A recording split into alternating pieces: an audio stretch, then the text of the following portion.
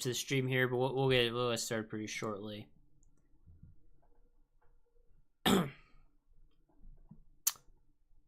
So priority uno for today is to talk about this this winning chaos return deck list. I, for those who kind of keep up with me on YouTube, I did sort of like make a post about this saying, hey, told you this deck was good. And this deck actually it got first place in 2 back-to-back tournaments. One was like a team tournament, so I guess I don't necessarily know how many matches that he won in that. It could have just been that his team carried. But given that like it got first place in another, normal tournament as well, clearly a good deck. So I'm gonna be swapping back and forth between like the original lists that I came up with and his list, and I'm gonna sort of talk about the differences with each and sort of my thoughts. Because I mean, he kind of kept the core the same, but he changed a lot too.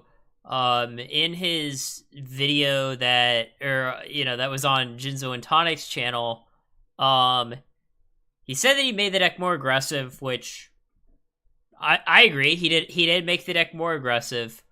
With both like kind of the monster lineup, but also like the trop lineup leans a little more aggressive too. Like instead of having cards like Sakuretsu Armor to like protect your guys, you're instead playing cards like Solemn Judgment and Dust Tornado to sort of go on the offensive.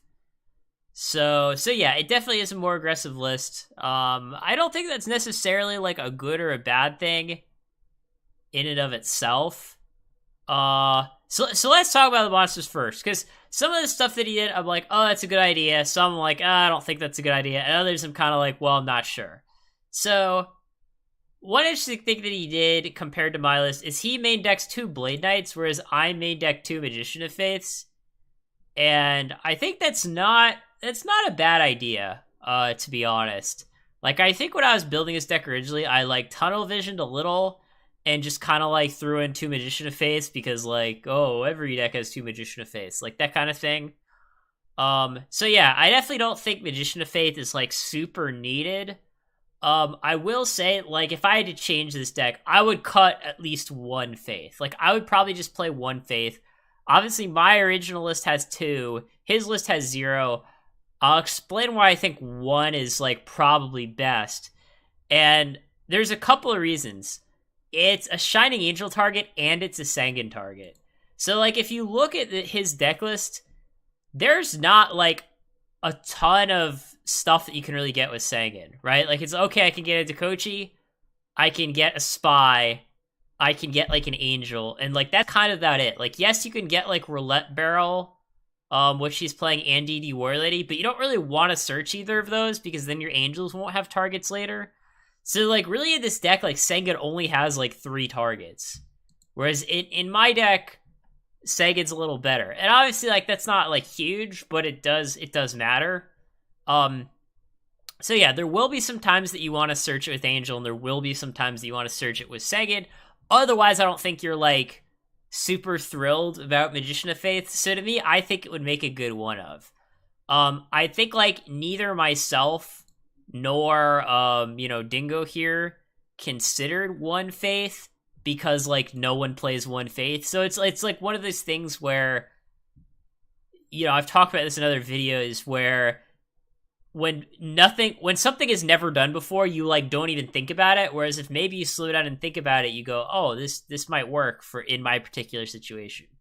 So personally, I like the fact that he realized that, like, this isn't a deck that really needs Magician of Faith, but I still think you should probably play 1. Blade Knight I like, though. There's different ways to build this deck. It's funny because I was thinking about, like, how, like, what's the best way to go about, like, playing a return deck, and Blade Knight is, like, definitely good in a return deck, right? Because when you activate return, normally you're gonna have, like, 1 or less cards in hand. So it's basically, like, 2,000 that you get back off your turn, right? So that's pretty good. And it's funny, like, if hypothetically you could play, like, an unlimited number of Blade Knights in GOAT format, I would probably just play, like, some really large number of Blade Knights. Like, I just play 7 Blade Knights and just make that, like, my only light in this deck. Because, it's a good aggressive card, it's good with return, it's good with chaos. Like, even though, like, we both decided to play Angel because it's, like, better than Thunder Dragon, like, if we could just, like, cut all the Angels and Roulette Barrels for more Blade Knights, like, I think that would just be a good idea, right? The problem, obviously, is you can't play, like, 7 or 8 Blade Knights or whatever, so you gotta think about, like, what other lights you play. And, I did mention, like, I wish I could play a Zero Priest, but you can't get it off return since it can't be special summoned. He decided to play it anyway, which, I mean, it is fine. Yeah, it is a little crazy. I mean, it's not that crazy. So yeah, it's like, you want to play Blade Knight, you want to play Azura. Like, I think with if we go back to my original list, like, if you just cut, like, a Faith here for a Blade Knight, I think that'd be totally fine. He cut 2 Faiths for 2 Blade Knights, which I think is also fine. Most of the other monsters are pretty similar. It's interesting that he decided to keep Roulette Barrel since he said, I'm going in a more aggressive direction, but I think that's fine too. The main thing that he cut from my list that I really don't agree with is Zaborg. Now, obviously, like, you can, no one wants to play a deck with, like, 3 Chaos Monsters and 2 Tributes. But here I just think there's no excuse because Zaborg is just, like, so good in this meta right now. Now, again, this is a case where you could say, oh, well, maybe we should just play 1. Maybe we don't need 2. But I would definitely play at least 1, probably 2. Like, when I was streaming myself playing this deck, Zaborg was just, like, far and away, like, the card that impressed me the most. And we see some other decks that have been either maining or siding Zaborg a bit more lately. Like, in this same team tournament, one of his teammates was, like, main decking as Zaborg in his Goat Control deck. So I don't know, like, how much, like, discussion they had as a team regarding, like, their deck lists, but I find it weird that, like, his teammate played Goat Control and decided to main Zaborg, but then he decided to cut it. That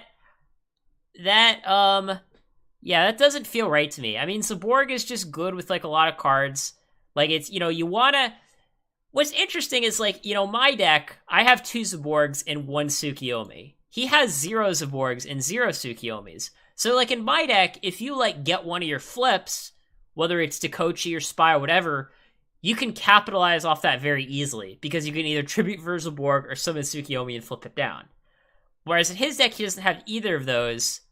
So, I mean, it's not really, like, supposed to be, like, a flip effect-based deck, but you kind of have to play 3 Dekochi, 3 Spy at minimum, because that's, like, sort of the whole point of the deck. They, like, you cross out the guys, then you return them or whatever. But sometimes you actually do draw your Dekochi, you do draw your Spy, and in that scenario, I like to be able to capitalize. So for the most part, I think the monsters are fine. I would like to find a way to, like, fit in a Zaborg, fit in a Magician of Faith. To be honest, like, in this meta, like, in the current meta, and in the meta that was present in the tournament they entered, I really don't think we need this main deck as Azura Priest, right?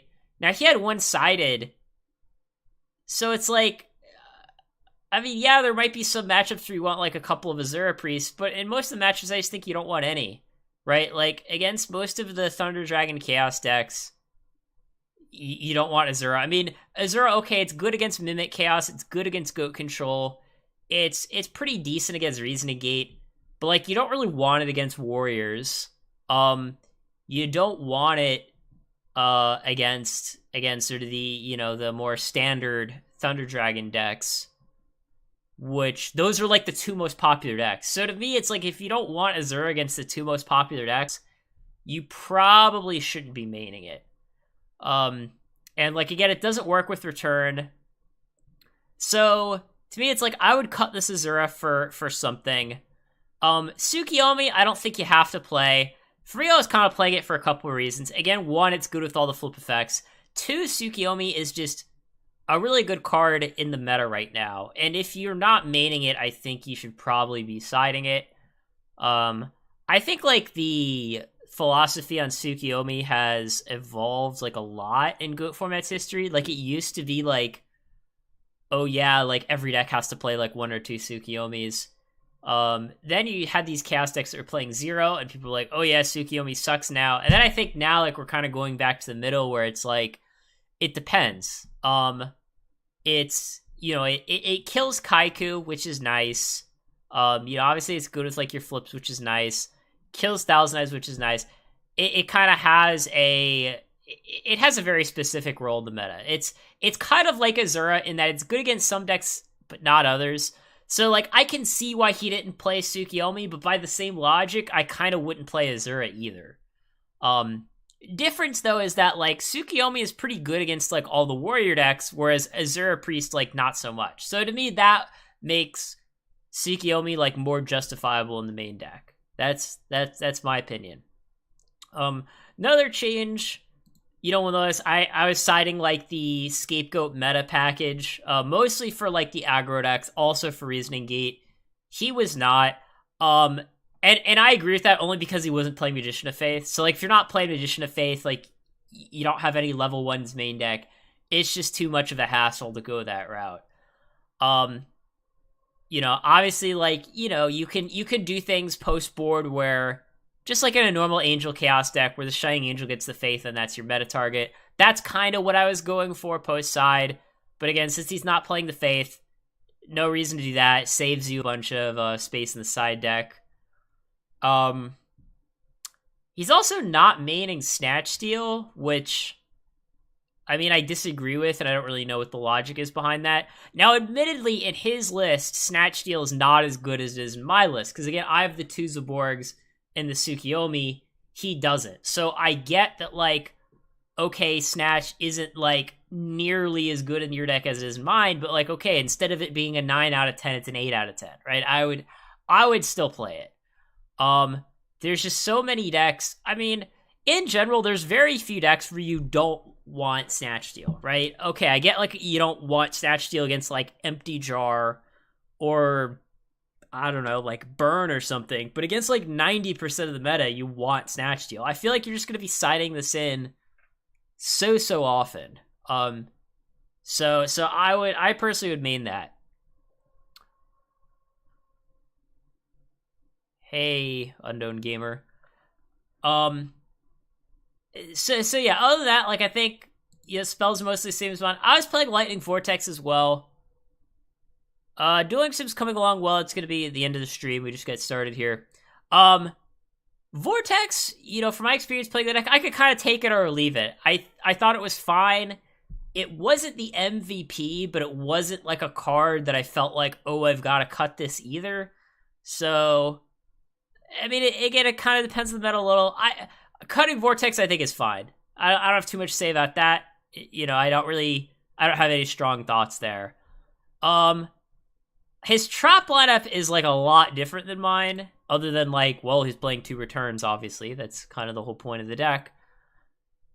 But yeah, so one thing that's interesting is that he's maining Dust Tornado and not maining MST, which you almost never see that, but I think this is, like, the one deck where you can justify it. Because he has so many things that you can set with Dust Tornado's second effect. Now, like, obviously in my list, it's okay, you can Dust and then set just Return, right? But in his list, you can set Return or Solemn Judgment, which are both pretty good. So with, like, 5 Dust Tornado targets, so to speak, I actually agree with that over the MST. It's a very, like, small thing. Like, if you cut 1 Dust for MST, like, 99% of the time, you're not really going to notice any difference. But I do agree with that, and I think it was smart for him to think about that. So yeah. So he's playing 3 Solemns, I'm playing none. I get the logic behind it. I'm not necessarily sure if it's good logic, which is that, you know, oh, I'm going to be paying half a lot anyway for Return, so it's like, might as well pay half for Solemn too. I don't know. I mean, this approach is definitely a little different than mine.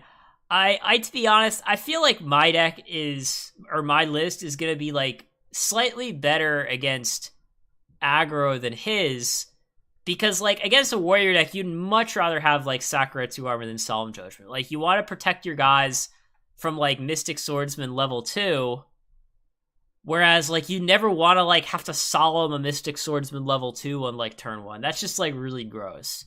So if you expect to be playing against like other sort of like chaos control type decks all day, okay, I can get on board with Solemn. But if you expect to be playing against aggro, you know, not sure if this main deck is the way to go. Dust Shoot, another card that's like very good against chaos control, not good against aggro.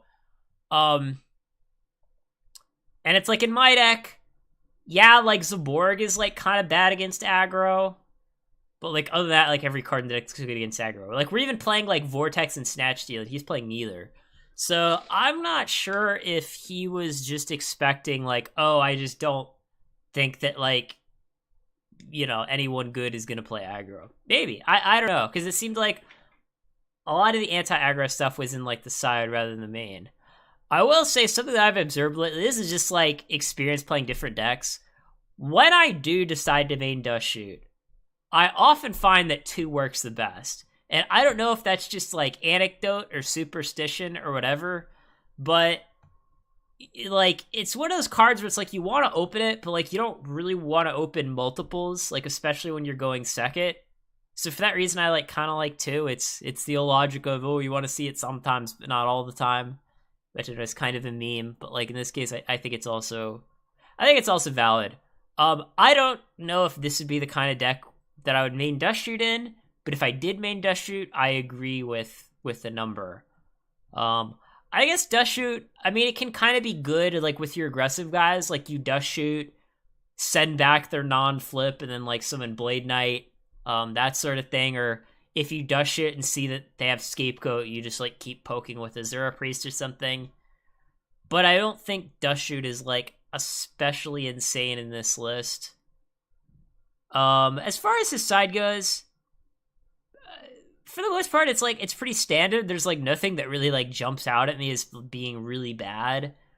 MST and Snatch, like obviously if you're not maining those, you're gonna side those. Same thing with the Sakuretsu Armors. If you're not maining them, you're gonna be siding them. You know, I would probably like personally, I would rather just have like the Sakus in the main and like the Dust Shoots in the side, or you know, maybe not main like 3 Solemns. I don't know. I think the side deck is fine given like what the main deck ended up being. Mine is a little like a little untuned. The one thing I will say is I do think he should be siding the Jowgen. In any deck where you're maining like 3 Shining Angels, I think you just want to be siding the Jowgen too. I don't know if maybe he like just forgot to add it, because even sometimes I do that. Sometimes I forget about Jowgen and forget to put it in my side. So yeah, I would side Jowgen. Like, not only is it really good against Reasoning Gate, but it's also pretty good against Chaos Recruiter. Not that like a lot of people play Chaos Recruiter, but when you do happen to play against it, you know, if they're like tomato rams into your Angel, you know, your Angel resolves first, you get Jowgen, and then their guy doesn't resolve. So there's like kind of cool things you can do with that. I get that like Jowgen isn't very good with like Return, for example. But it is very good with Angel, so for that reason I would play it. Yeah,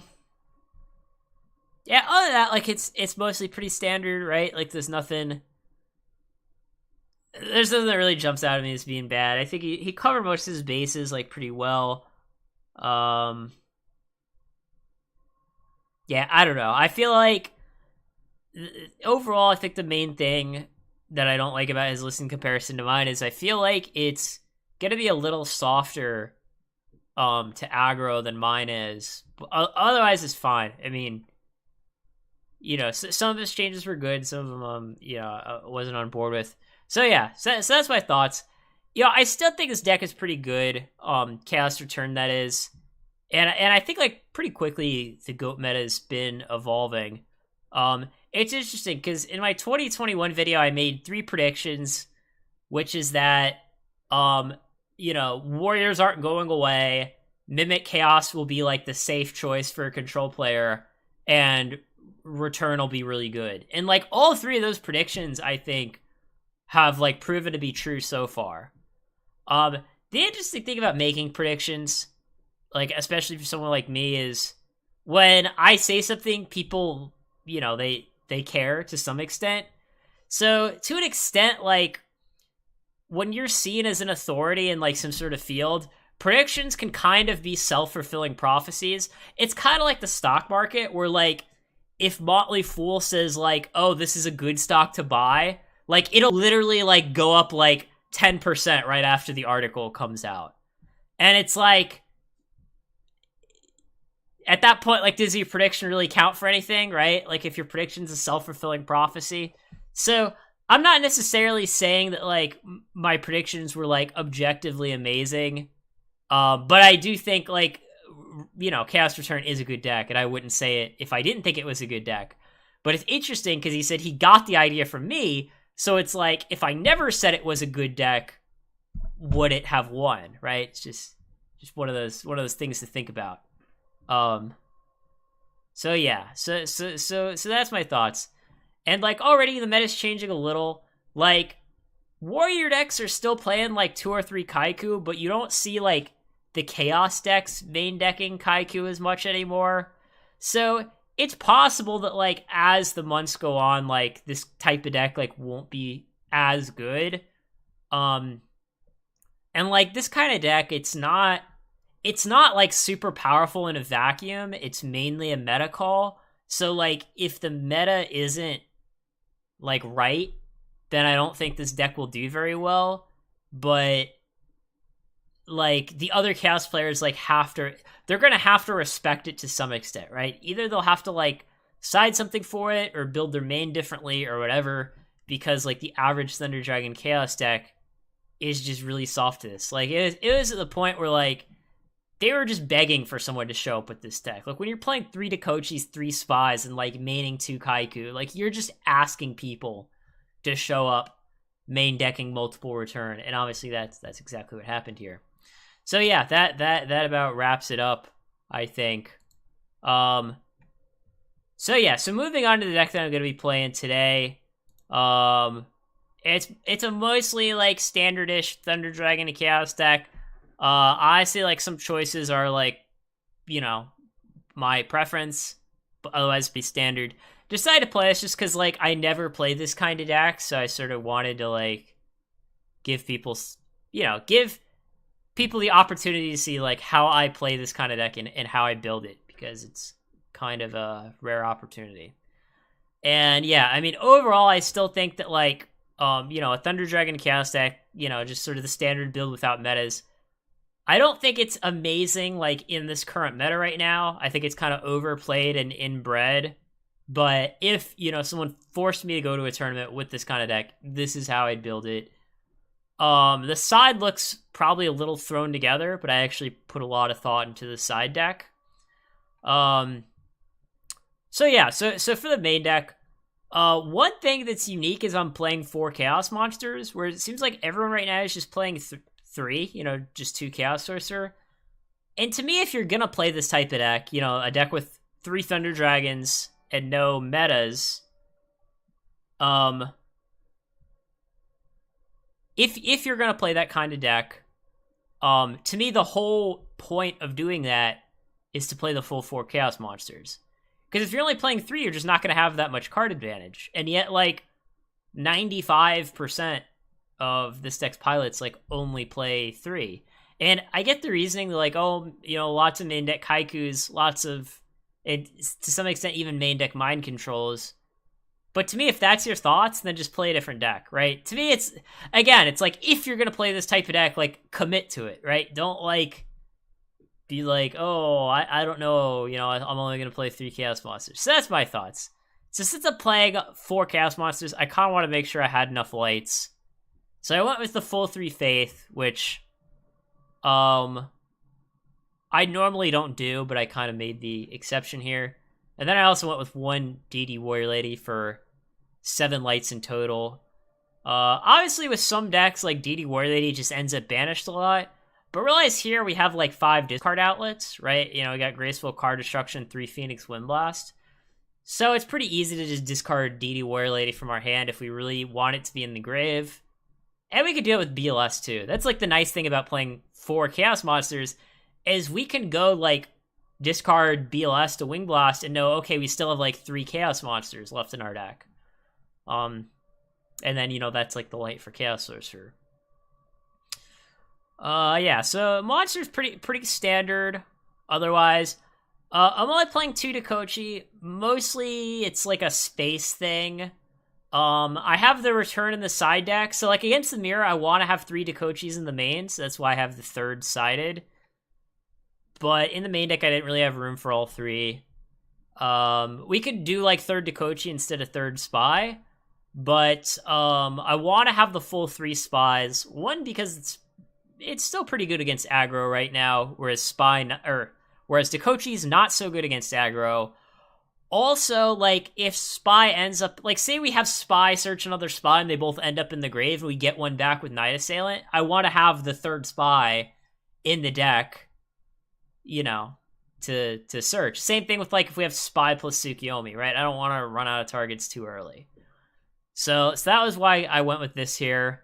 And speaking of Tsukiyomi, yeah, I decided to main one Tsukiyomi, because again, it's kind of a meta call. Here we're playing like 10 flip effects, so we definitely have enough flip effects for it. And, I wanna have like the main deck out to Kaiku. Again, it kind of like I talked about with the turn deck, I like to have good Sangan targets. And if like we already have Sinister in our hand, a lot of times they're gonna want to search Tsukiyomi with Sangan. So that's why I main decked the one Tsukiyomi. Other than that, like, monsters is pretty standard. Spell is also pretty standard. Some people don't main MST, but I don't know, I like MST right now. It's pretty good against everything. Traps are a little different. Traps are definitely a little different. So I'm not maining Mirror Force. It's in the side. And that's basically because... Again, like space, that's a big concern. Like, yeah, we can always just put, like, Mirror in the main and play 41. But I'd rather play 40. Yeah, I mean, Diamond D Turbo Zaborg is definitely a very good card in this meta. But it's like, do I really want to play, like, 4 Chaos Monsters, 3 Thunder Dragons, like a Tsukiyomi, and then a main deck Zaborg? That's just, like, a lot of bricks. The nice thing about Spy in this kind of list, again, we're like, a few things. Now, one option, of course, is we could just side the 3 Spies instead of maining them. That's a possibility, but I feel like they should be in the main, at least be in the side, right? If not the main, they should at least be in the side, for a few reasons. One, in the mirror match, when I side in Mind Control, I want to be able to Mind Control their Spy and search my own Spy, or else Mind Controlling their set Spy isn't very good. So that's one reason. 2, it's a dark that searches another dark. So in our deck, consisting of like 4 Chaos Monsters, I want to... What I'm trying to say is in a deck with 4 Chaos Monsters, having a dark that searches another dark is good. And yes, Dan, I will duel with it. I'm just explaining it before I get into the duels. And I'm trying to, wrap it up, because I know that people don't want to hear me drone on forever. So yeah, so the reason why we're playing Spy, 1, good against aggro, 2, good with 4 Chaos Monsters, 3, good with Mind Control, 4, good with Return. So for Phoenix Windblast, anyone who's like watched me stream or do anything or whatever knows that I like it better than Raigeki Break. See, that's what people don't realize about Wing Blast Diamond Turbo. It's actually better against Breaker and Chaos Monsters than Raigeki Break is. Because in this deck, all of our set spells or traps are chainable, so if they summon Breaker, we actually want to make them redraw their Breaker. Phoenix Windblast in general is also like good for the same reason that Dust Shoot's good, in that it provides you with info. You know one of their cards and you'll be able to play around them. Phoenix Windblast is also far, far, far better against Reasoning Gate than Raigeki Break is, because, I mean, there's a lot of reasons. 1, if they, like, summon a Crane, you can chain Wing Blast on their Crane, make them redraw their Crane. 2, if they activate Reasoning, you can send a monster to the top of their deck, guarantee you call Reasoning correctly. In Chaos Mirrors in general, Phoenix Windblast is much better than Raigeki Break, because you don't want to put their monsters in their grave. Even like against certain aggro decks. So for example, if you set like a Dakochi turn 1 and a Wing Blast, and the aggro player summons Mystic Swordsman level 2 and tries to attack into your Dakochi, you actually want to Wing Blast their level 2, because then you flip Dakochi, start poking them directly, and their Mystic level 2 doesn't really do much. And against aggro, whether it's like Warriors or Chaos Recruiter or whatever, if they have too many monsters in hand, it's kind of hard for them to really do anything. They kind of want like one monster and a bunch of back row. So if you just like keep sending their monsters to the top of their deck, it can kind of get clogged. And yeah, I mean, Wing Blast is, yeah, it is slightly better against like Library FTK.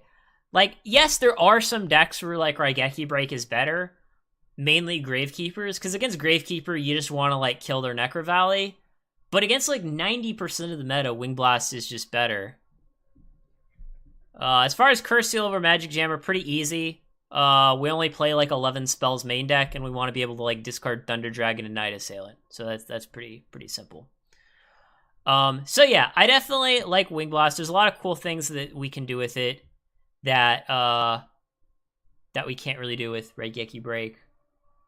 So yeah, I think I've kind of gone over the main deck sufficiently. One thing that I'm trying in the side deck that's kind of interesting is I have this Brain Control Mobius thing going on here. So like against aggro, my logic is I want to be siding in Mobius, so Brain Control makes it easier to summon Mobius.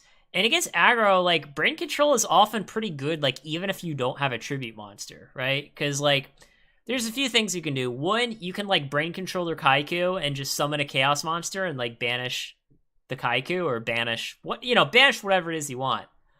A lot of times they'll have two monsters in play, like they might have a Blade Knight and a Kaiku. You Brain Control one, attack over the other. So I want to try out Brain Control as like an anti-aggro card. Yeah, I mean like, yeah, it's kind of interesting because like obviously like most of the Warrior decks play Chaos monsters right now. So like against most decks that play Chaos Sorcerer, you just side in like Mind Control. Problem is against like Chaos Warrior, they don't like set cards like Magician of Faith. So Brain Control in a way is kind of like Mind Control, except it's like for Chaos Warrior instead of like a Chaos Control kind of deck. And then like it also happens to be good with Mobius, and then like obviously we can just Brain Control like Tribute for Thunder Dragon or whatever, which is kind of cool. And like against aggro, sometimes they'll like solemn themselves down really low, like they'll solemn a card, solemn another card, and you can just Brain Control their guy and just threaten to kill them. So I don't know. I mean, I think this is something that people should try out. I mean, maybe it won't work. We'll see. So yeah, let's give it a shot. I think I forgot to set it as default. Okay, it is default. So yeah, we'll play a few matches. We'll see how much, how long they are.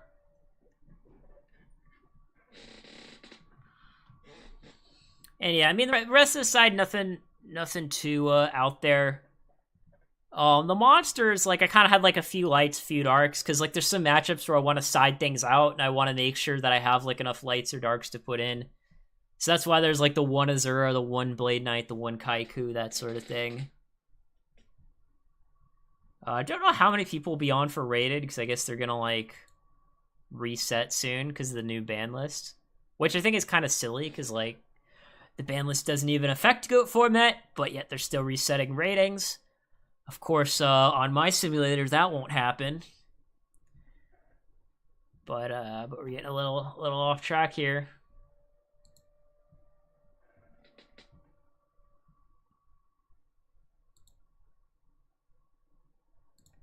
Let me just do something in OBS real quick.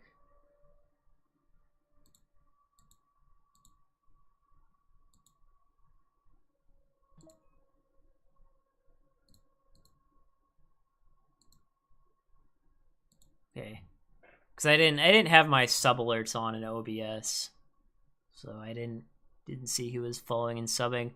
I think yeah, I don't know. It's leaning between paper and scissors.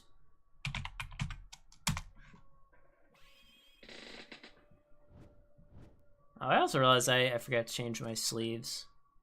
Oh, this is a good hand. It'd be better going first, but it's still a pretty good hand. This is exactly the kind of opening hand you want in this deck, right? Thunder Dragons, 3 lights, Spies, 2 darks. Got a Chaos Monster. Perfect.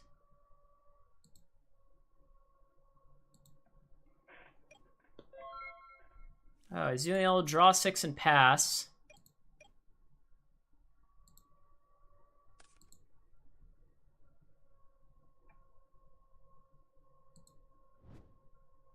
Yeah, I mean, he could be on some sort of combo deck. Sometimes the combo decks will just draw past turn 1.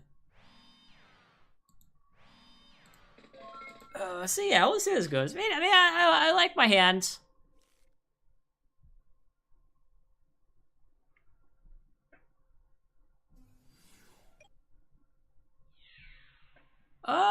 Do we want to let that resolve? I think we just want to ring his guy. It's weird. He drew 6 and passed in a warrior deck. That's pretty unusual. Actually, it's not really that unusual because like warriors is kind of a going second deck. So that makes sense. Actually, that makes sense. If he has the cross out main phase 2, that's gonna be kind of awkward though. I almost considered just letting the Mystic Swordsman go through, just being like, well, we can just, play the Chaos Monster.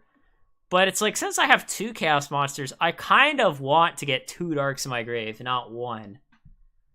Again, that's kind of like the reason that we're playing Spy in the first place.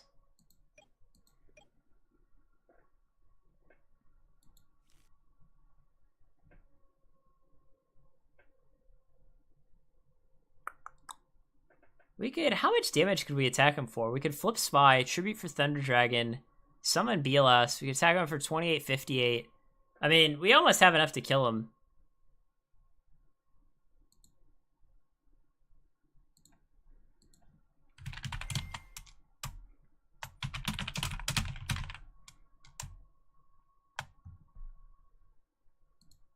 Yeah, I think here I'm just gonna get like 2 Spies. And try to attack him for 24. Especially since we have Dust Shoot. I mean, 1 Spy is going to be an attack anyway. And, I mean, the only way this play, like, doesn't work out is if he has, like, a Zora Priest to kill both. But again, we have Dust Shoot, so it's like, unless he just has, like, double a Zora Priest, we should be fine. Well, he has 1 Azura Priest.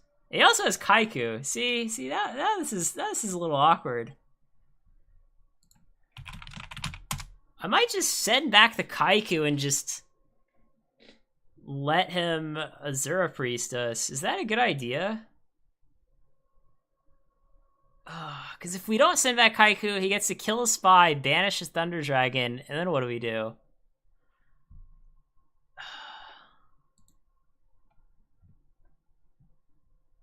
Yeah, I guess we'll just send back Kaiku.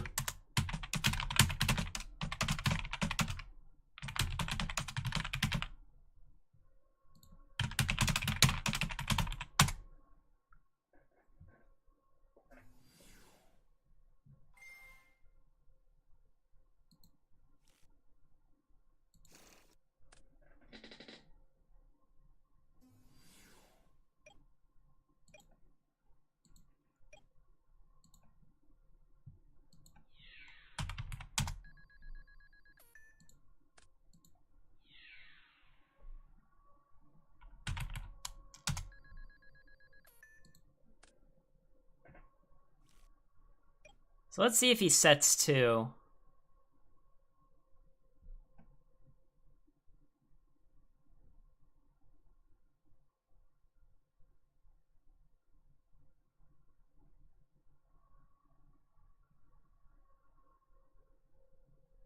be honest, our back row kind of looks like exactly what it is. Supposing, what could this be?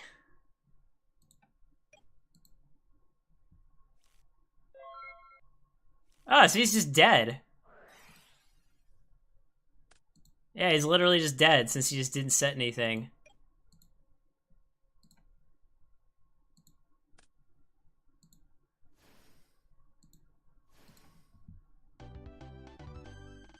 See, guys? I love how I talk about how Spy's good because it's a dark that gets another dark. That's exactly what wins us the game.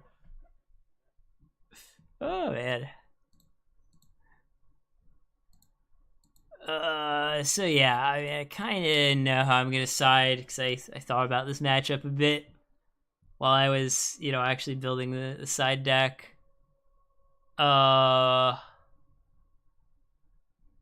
Yeah, it was kind of quick.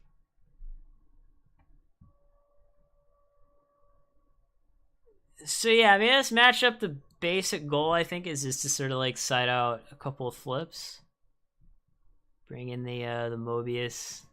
It's Braid. Blade Knight's kind of weird. It's like we're siding it in just because like it can have 2,000 attack. So like it attacks over Kaiku if we get it up to 2,000. Death Shoot's just bad against warriors regardless of who's going first. So yeah, we'll try this. I mean, I think Blade Knight's probably like better than Faith in this matchup, but we'll see. Oh, this is a sick hand. Even if we get Dust Shooted, this is still a pretty reasonable hand. And he said him once. I wonder if he did the old like flip side transformation. Ah, we can find out.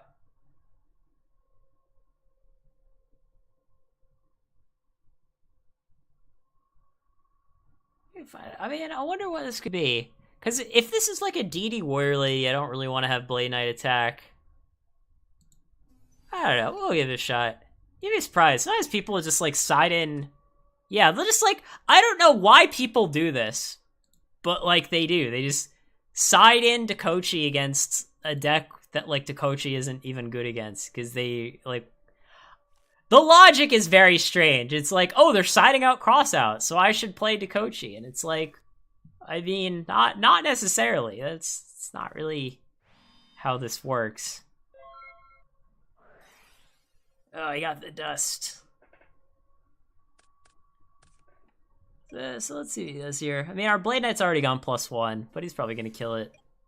Yeah, he's going to kill it.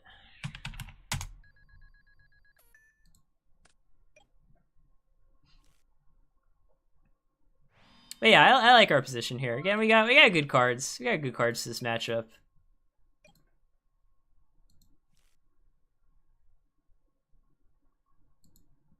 Yeah, I guess the Spy. I could snatch the bluff, but like, I don't know. I don't see the point. He might just Mystic Swordsman us, which it's fine. He can Mystic Swordsman us. It's not the end of the world. Man, if he kills Spy, we still got another one. I don't think that's going to be very productive. Why would he even use Mind Control here? We don't even have a spell in our grave. Yeah, I don't think our opponent is being very productive.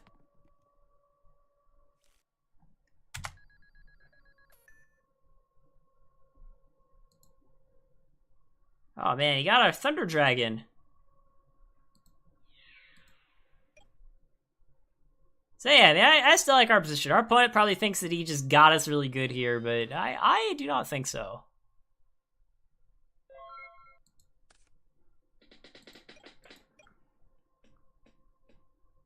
So yeah, if his back rows are nothing, we just clear his entire board. We just go Mobius, kill the back rows, snatch the Dawn, and get his card in hand. Which is pretty sick.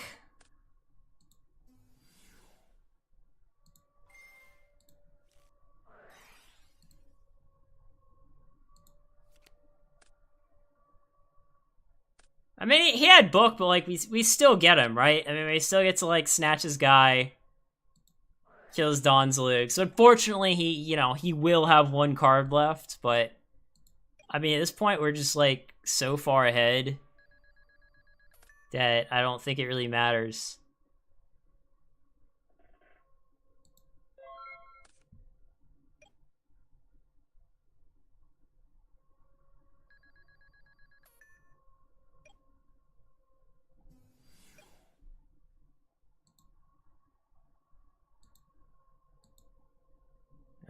Yeah, he's gonna kill the Mobius. That makes sense. Now we Tsukiyomi kill. Let's see, 4,000. 4,000 plus 3,000. I mean, we could attack him down to 16 with BLS, but I don't really think we need to.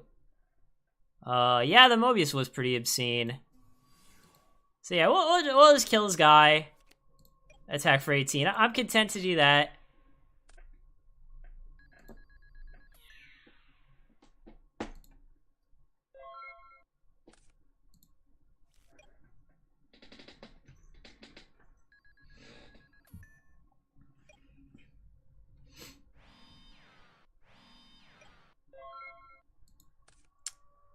Oh, so he's setting a monster.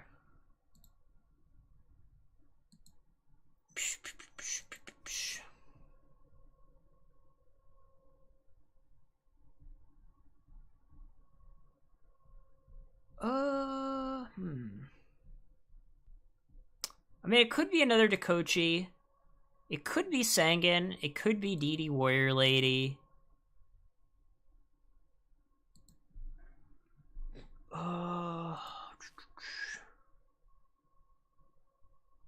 We still have a third spy in our deck. I'm just thinking, like, what we want to do. Do we want to, like, attack and set spy? Do we want to Tsukiyomi the guy and, like, attack? Who attacks first? You know, there's a lot of things to think about.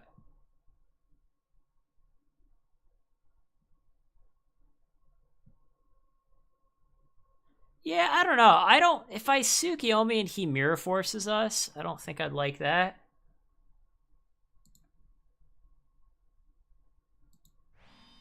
Yeah, I think we'll just tech, see what happens. Okay, that's fine.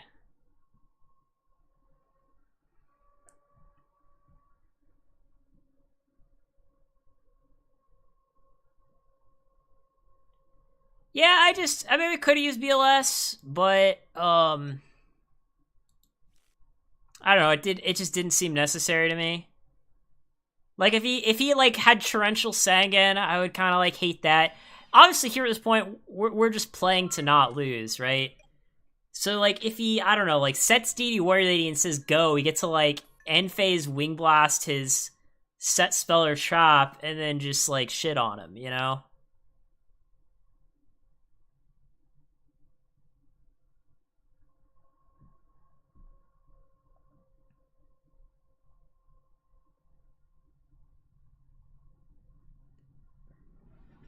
And yeah, this is definitely one of these game states where we like having Wing Blast, because it makes it harder for our opponent to come back. Like, when our opponent's top decking, we want them to keep drawing the same cards. So, like, whether we Wing Blast the back row or Wing Blast the DD Warrior Lady, whatever it is, we want him to draw that card, right? Like, we don't want him to top deck Pot of Greed. We don't want him to top deck Snatch Steal. You know, we don't want him to top deck Graceful Charity and so on.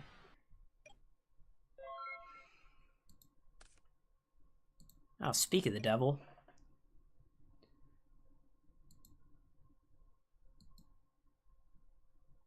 So yeah, I mean, here I'm just gonna Wing Blast. Okay, I have no idea why he'd, like, side in Decree against a deck that, like, plays no traps, but, you know, here we are.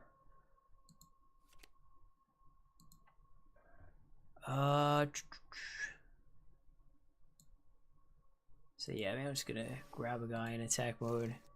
I just want to do all this before I Pot of Greed, because I don't want Pot of Greed to draw me into the third spy.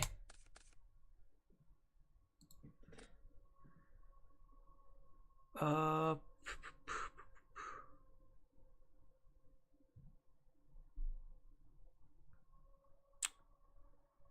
yeah, again, I'm just trying to think, is there, like, any way that we just kill our opponent here somehow?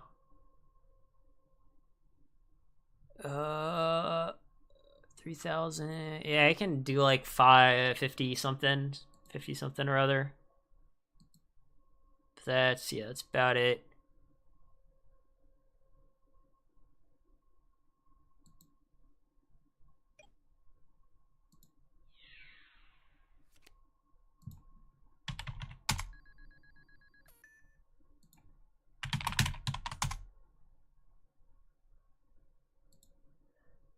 Normally Tsukiyomi would be worth it, but I want to set Magician of Faith this turn, so I'm not going to do it yet.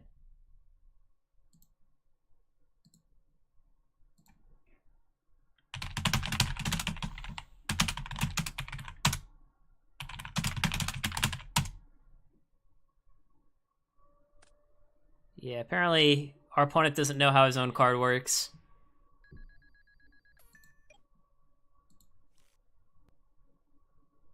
But yeah, I mean, since, you know, our opponent's in a very tough spot here because, like, I mean, again, like, Azura Priest would be pretty good. He could kill both the spies and kill our Set Faith, but, like, yeah, even, like, okay, nice Blade Knight. He's probably going to attack our Set Faith. Oh, no, he's going to attack the spy instead.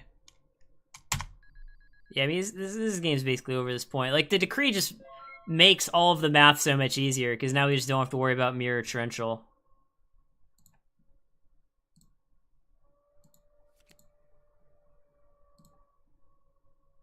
Yeah, I have no idea why he attacked Spy. I don't think our opponent's very good. Like, his side deck didn't really make much sense. His plays haven't been particularly good.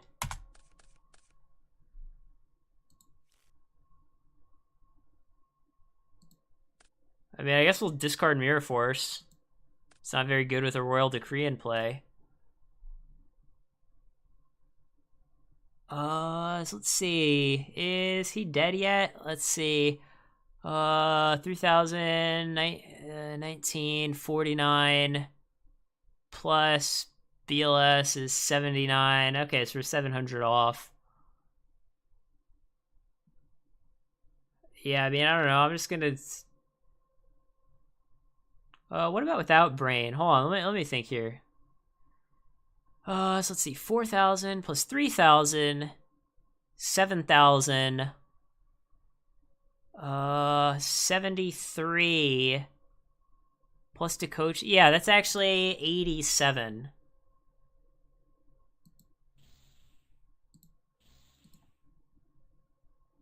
Pretty sure my math is correct.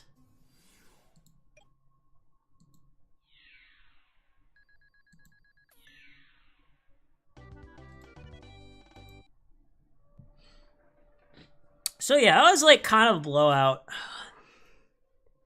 That's kind of a blowout. I mean, part of the reason we won game 2 is because our opponent's side decking strategy was just not good. But yeah, we'll give it another one. It's pretty quick. But yeah, I mean, so far I'm liking all my choices.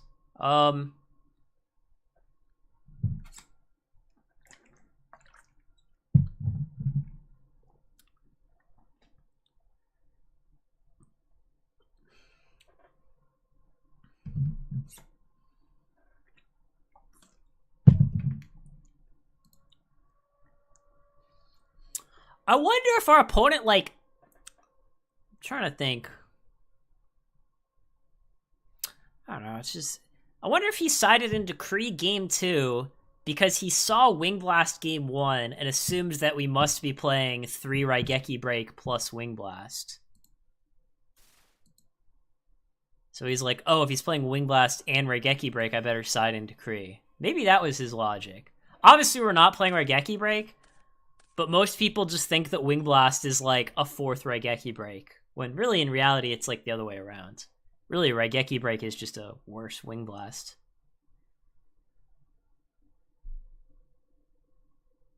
So let's see, we opened Card Destruction plus Night Assailant and a flip. Oh, so we could just Card Destruction. I think I'd rather just wait to see what happens, though.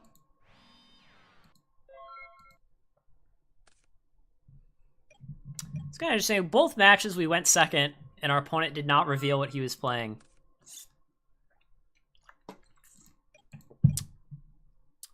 Well, I like that our opponent is doing nothing here. Gonna get in some Dekochi beats.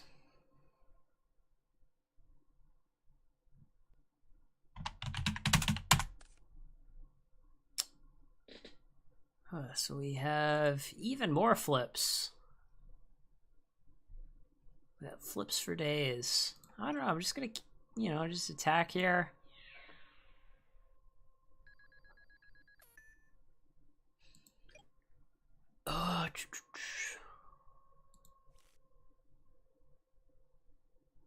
Man, I might just say go.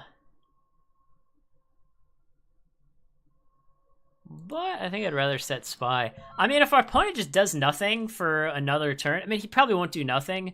But if he did do nothing, we could just Wing Blast the back row, flip Spy, and attack for like 38. Which I wouldn't hate.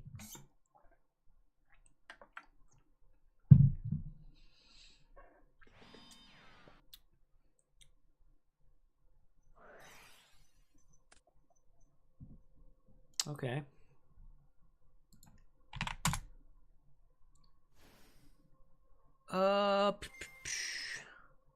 So we definitely want to Wing Blast this Thousand Eyes. Thinking what to discard. I mean, I guess we don't really need this Faith, right? Yeah, we don't need this Faith.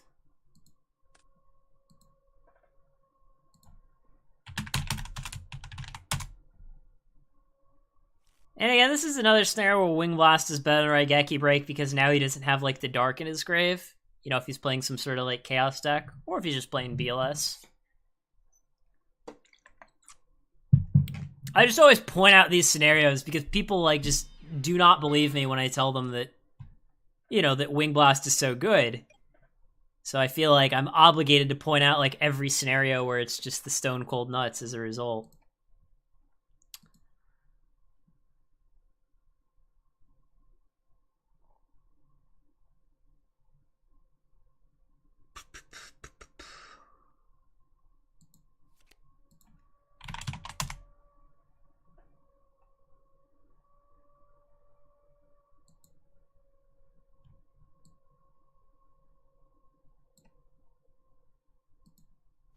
And yeah, I think I am just gonna card destruction here. Especially because, like, he has Sinister in his grave, so if we don't use it now, he's gonna get, like, a free card.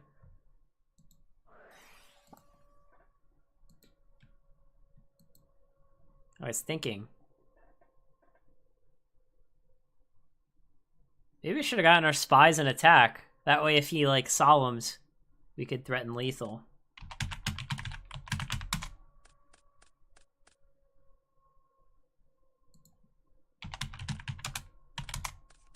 Oh, he has Wing Blast too. It's probably just Mimic Chaos.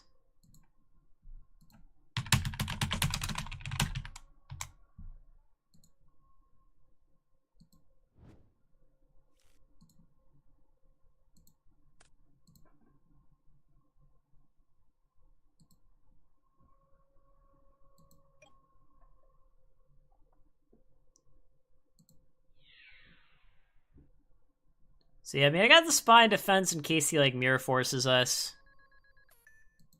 I mean, maybe we should have just gotten it in attack. It's hard to say.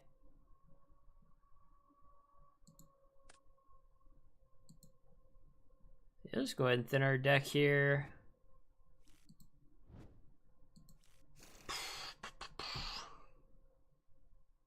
Oh, if he had Torrential, that would suck.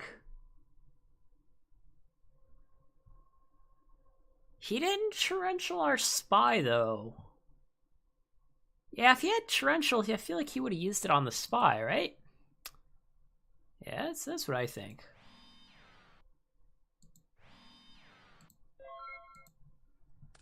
I guess I could have just normal summoned Sanguine if I wanted to play around Torrential the maximum amount, but I kind of wanted to set Faith. It's kind of interesting. Because, like, on cards, we're even-ish, maybe even slightly behind. But we're definitely up on life points. Just think of what to target. Yeah, I'll target Takochi.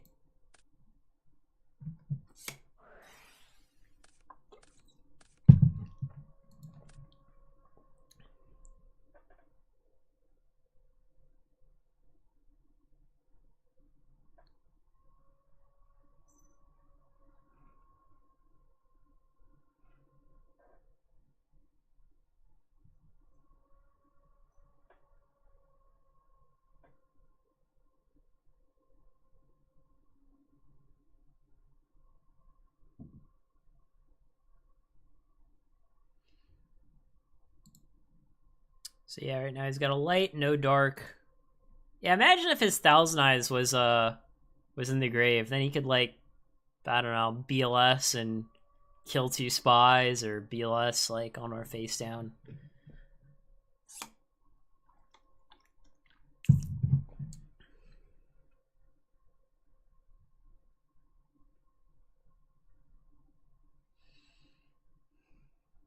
But yeah, I'm not too happy with this Graceful Charity here. Definitely a good card for him.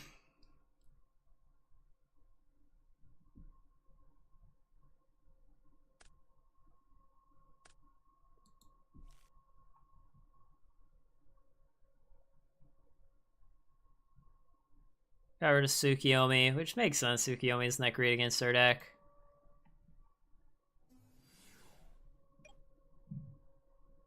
He's probably gonna, yeah, he's gonna attack the spy. That's kind of what I thought too.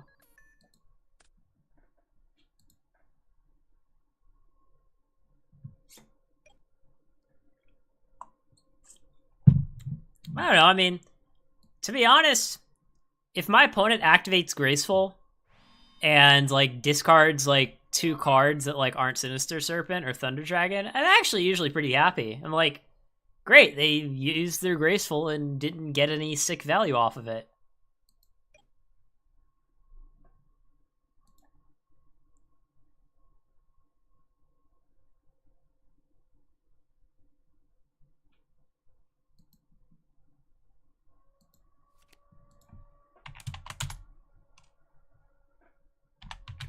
Alright, let's draw something good. That was not what I had in mind, but that could work. I'm probably just gonna, like, card destruction again.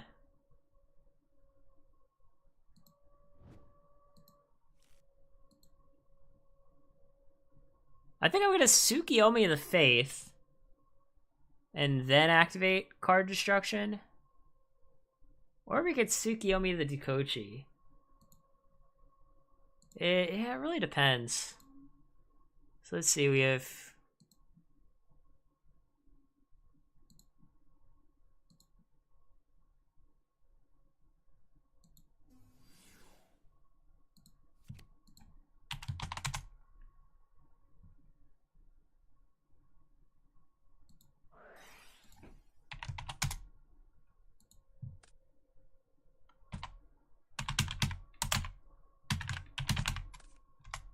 Yeah, our opponent misplayed by not duoing us.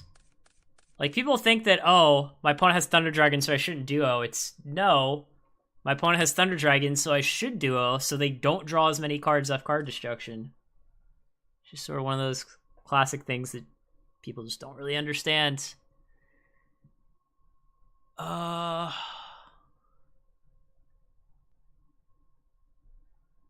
our opponent's gonna draw, he's gonna add Sinister, we get to just shoot him. Then after that resolves, we can duo him. I was thinking, like, do we want a Graceful right now? Thunder Dragons are gone, 1 Night Assailant's gone. Yeah, I don't know, I don't think we want a Graceful yet. I think we just want to Dust Shoot, Duo, and then Graceful next turn.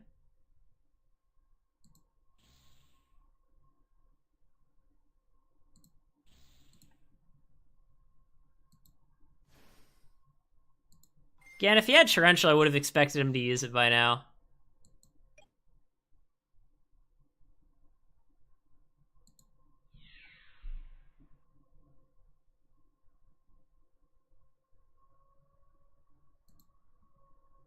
Probably has, like, goats or something. If he has goats, I'd probably just use it if I were him.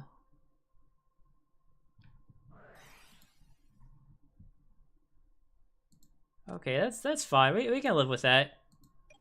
Yeah, Mirror Forces us now. Doesn't get to Mirror Force us later. Yeah, MST's gone.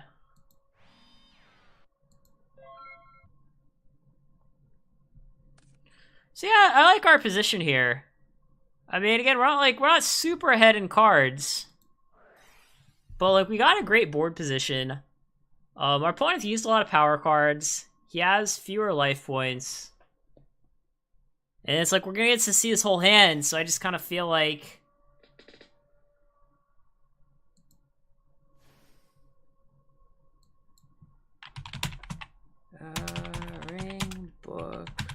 Goat, okay.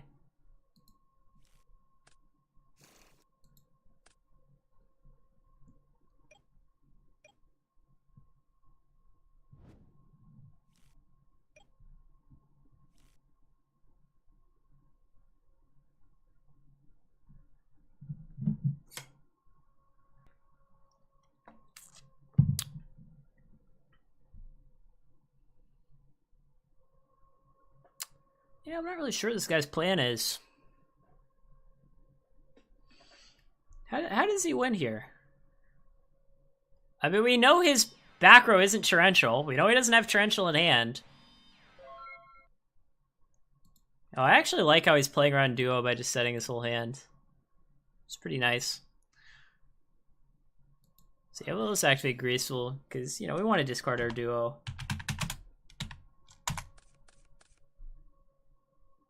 Well, this is convenient. Now we get to discard our Dust Shoot and our duo.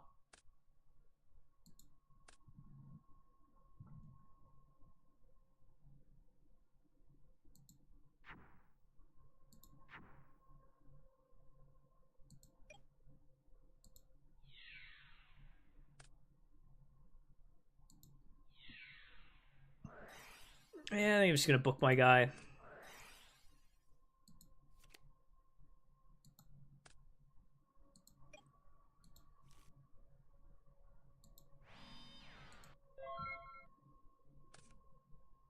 So yeah, he's got a book and goat set.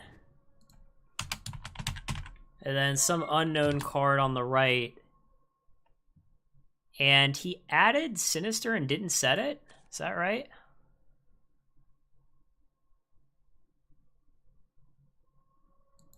Oh, I also forgot to set my Faith last turn. Need to pay attention better here.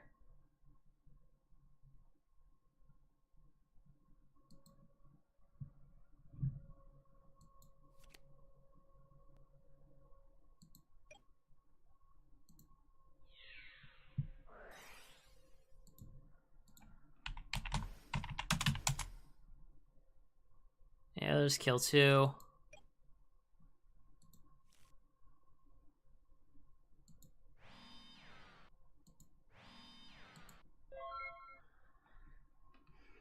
So let's see. He used goats, did not use book. Yeah, I still don't see how this guy's supposed to win. I'm not gonna lie.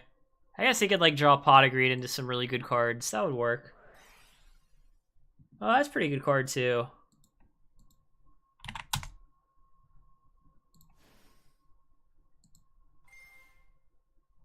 We're just gonna ring this guy. I mean, we could Wing Blast. It depends. We could consider Wing Blast and saving Ring. I don't know. I'm actually not sure which we're supposed to use there. Oh, that's a pretty good card.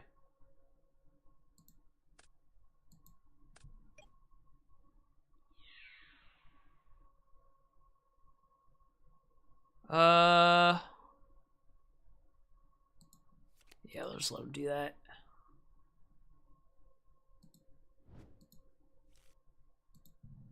So yeah, the tribe was pretty good. Tribe was definitely pretty good.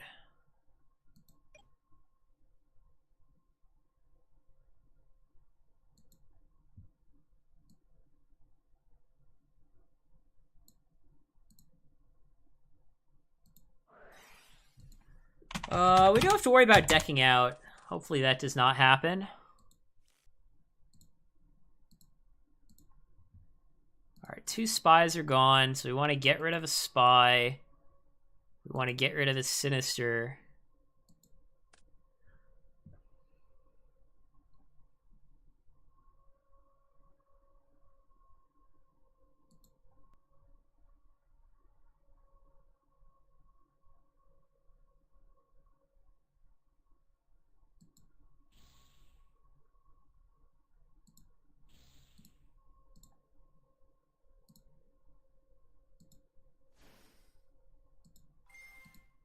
He could book his own tribe here. Yeah, it's something that he could do. Hold on, so let's see. Yeah, but we still have 2 Chaos Monsters left in our deck, so I think we should be fine.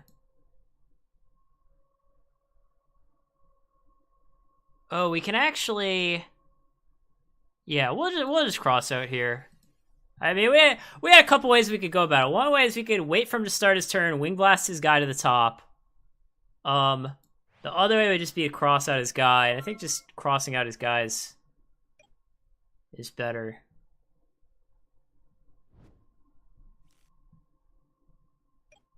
And, like, he's used 3 metas. He hasn't used any Chaos Monsters yet.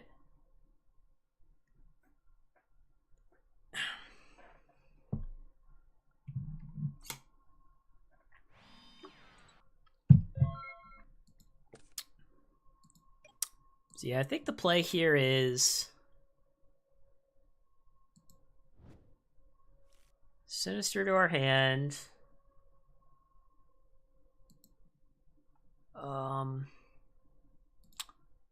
He's used 1 Scapegoat.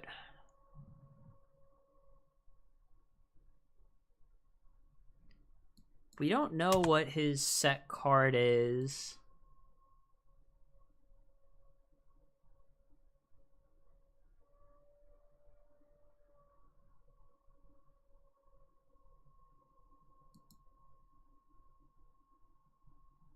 Yeah, I think the play here is to Wing Blast his monster. Again, this is another scenario where Wing Blast is better than Raigeki Break. We make him redraw the card. Obviously, like, it's probably Sinister, and we don't want to be Raigeki breaking that. So again, like, 90% of the time, Wing Blast is just, you know, better than Raigeki Break, but no one ever believes me. And yeah, I think we're just going to get back the book here.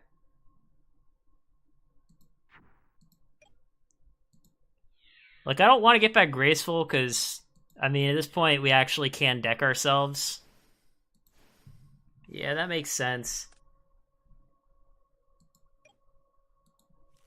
And if he summons Sinister and attacks the Faith, we can book the Faith, get back something different. So yeah, this puts us in a pretty good spot here. We can also, I mean, our opponent's at 4,000, but we can potentially, like, snatch the Goat, get back MST with Faith, MST the Snatch, give him a Goat in attack mode.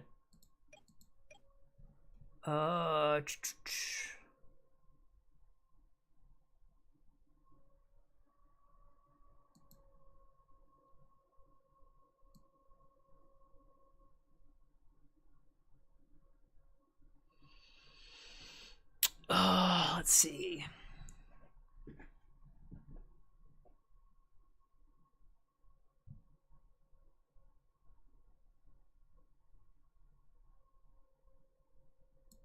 So if Graceful draws us into BLS, is he dead? Let's see. For now. How do I have game? Well, yeah, I have game with 2 Sork attacks, but there's no way to just, you know, guarantee lethal. He has a bunch of guys in play. Oh yeah, you're right. Yeah, you're right. Because yeah, we have 4 attackers to his. No, that's still not game. Oh yeah, you're right.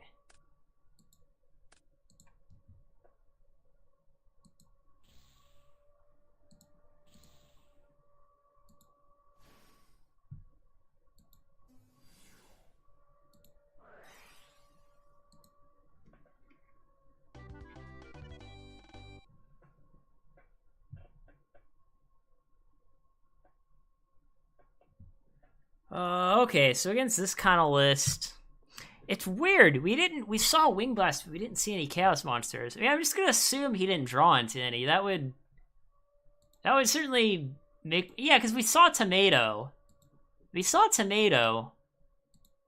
So I'm pretty sure he's playing like some sort of Chaos deck. Yeah, I think he's just playing Mimic Chaos. I don't like spies against Mimic Chaos.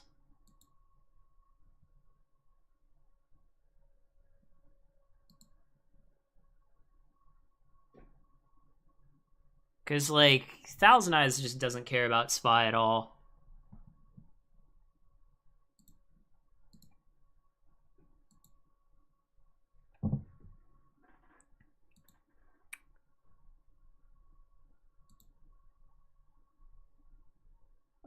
So we're going second. Did we see Thunder Dragon from him? It's weird. It's like, it seems like he's playing Mimic Chaos, but it's like he just didn't draw into like half of his deck. It's very odd.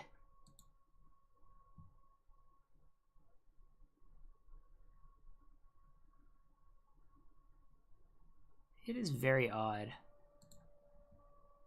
I don't know. I mean, I'm just gonna play against the half of his deck that I saw. I'm pretty sure he's playing Mimic Chaos. I didn't see Thunder Dragon, didn't see Chaos Sorcerer, but I saw Wing Blast and Tomato. I mean, that's enough information for me.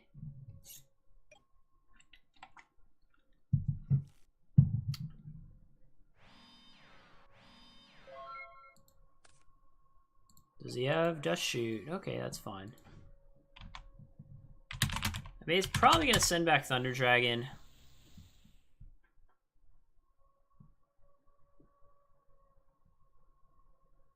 Yeah, Del Bolito didn't play Phoenix Windblast, so I don't think he's on the 2005 Del Bolito deck. I guess that's fine. I mean, it's pretty good. He's definitely gonna send back. Yeah, he's definitely gonna send back Thunder Dragon. If he sent back Sorcerer, I'd be like, yeah, there's something wrong with you, buddy.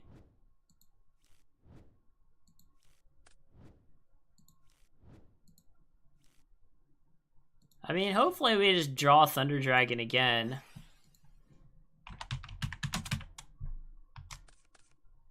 Oh, or Magician of Faith. I cannot Mind Control. Do we want to be sick? I think we want to be sick, don't we? We want to set Warrior Lady to bait the Mind Control to cross out. And then resolve our faith. That's the play here. We want to be sick. That's always the play.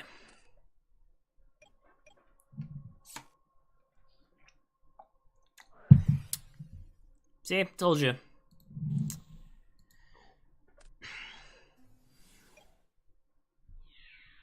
Oh, let's take the 1,000. Maybe we could Wing Blast his Mimic. Drawing Thunder Dragon is pretty solid.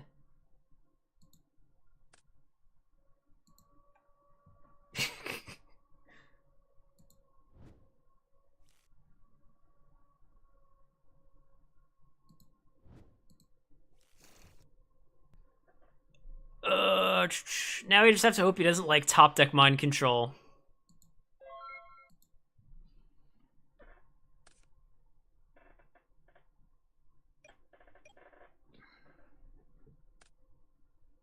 Okay, so yeah, he's playing Mimic Chaos. There's the Mimic level 3. There's the Thunder Dragon. It's all coming together.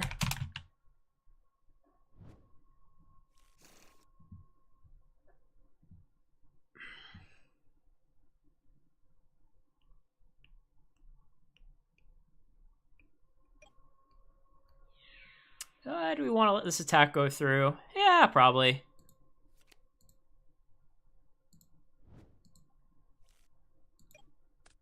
I mean, we could Wing Blast here. If I had, like, I don't know, if I had, like, a Book of Moon or something, I'd probably just Wing Blast to try to resolve the Faith twice and get greedy.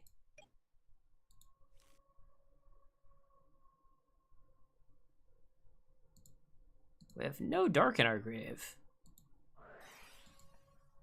I am using one Tsukiyomi.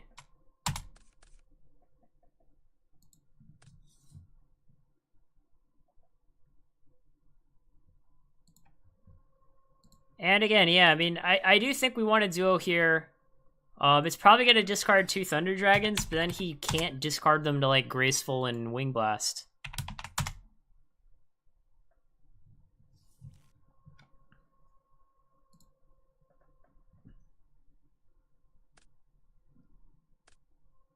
Oh, he had Sinister. Lucky for him.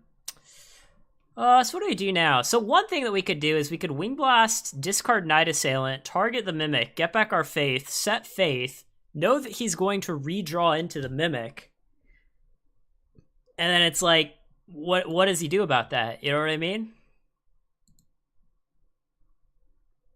Yeah, I'm gonna try it.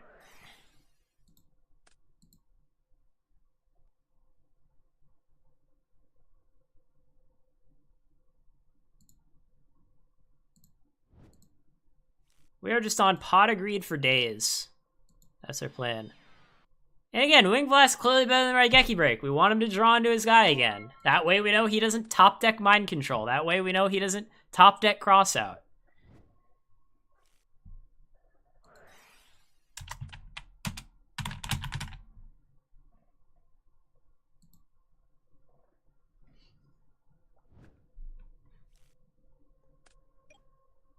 So yeah, he's got Thunder Dragon, Sinister, Mimic level 3.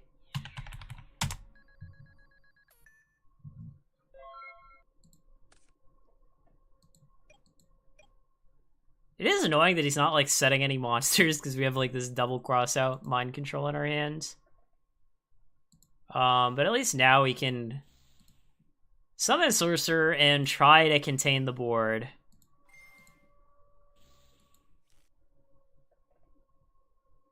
And yeah, I mean, we'll just have to hope he doesn't like top deck a Mind Control. I don't know, maybe we shouldn't have burned our Wing Blast so early. It would have been sick if we had like drawn into another Wing Blast. I would have liked that.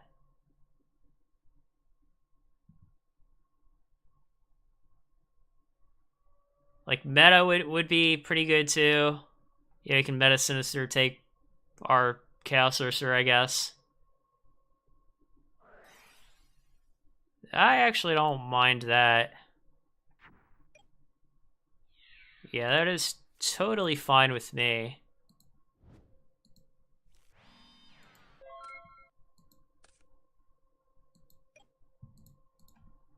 I'm actually, if I can, I might just consider walling for a while and just gaining 1,000.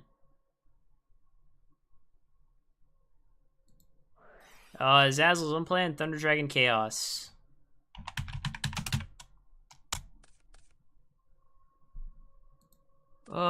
So we can Mind Control and Banish. We can let it sit there. I mean, he has the Mimic in his hand. We banished it. He has a Thunder Dragon and a Sinister in hand.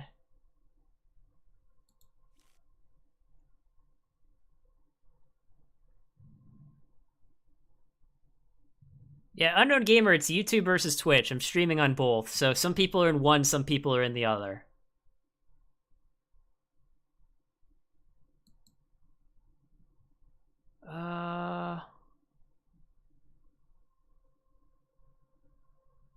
Yeah, I think I'm just gonna Mind Control and Banish.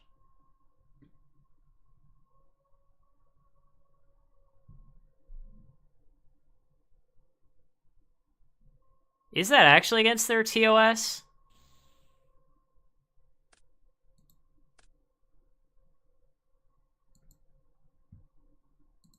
Oh well, no one tell them.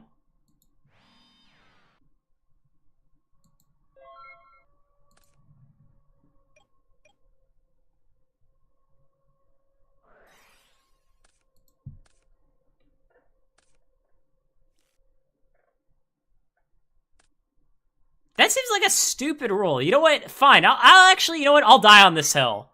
If that's against their TOS, they can ban me. I really don't give a fuck. I'm fine with dying on this hill. That is a stupid ass rule. And I hope you're trolling, because that's a stupid ass rule.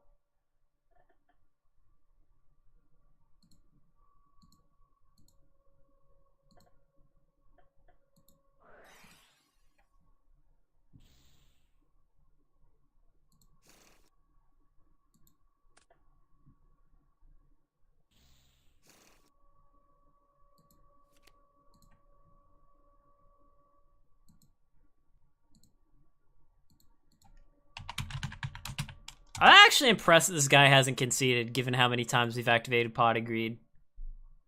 Most people would have just gotten frustrated and scooped by now.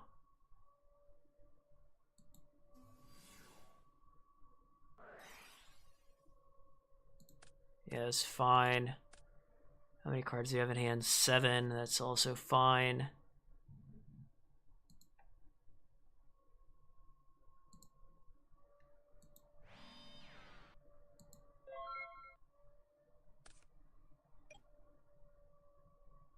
I mean, there's plenty of people who use Restream. Like, people do it on, Twitch, YouTube, Facebook. I mean, in order to also stream on Facebook, that's like a paid feature. So I don't do that. But like, on average, I actually get more viewers on YouTube than Twitch. So if I have to pick one or the other, I would actually just rather stream on YouTube.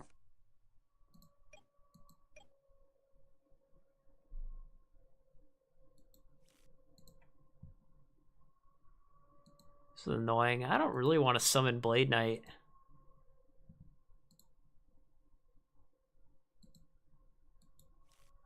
Can we just draw and pass for a while? I guess. I'm not too thrilled about it.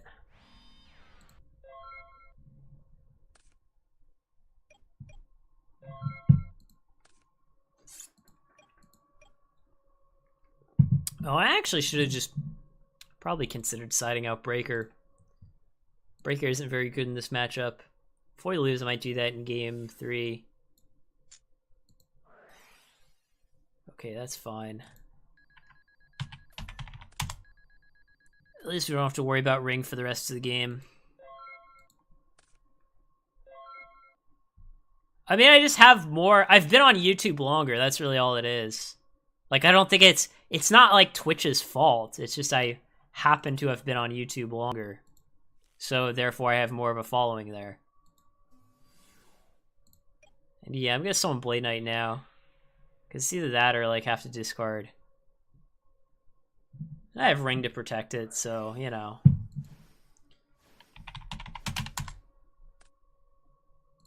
and if he metas, we can Ring. Oh, and now we have a dark in our grave, too. That's pretty nice. We got 3 lights, 1 dark. I definitely like that.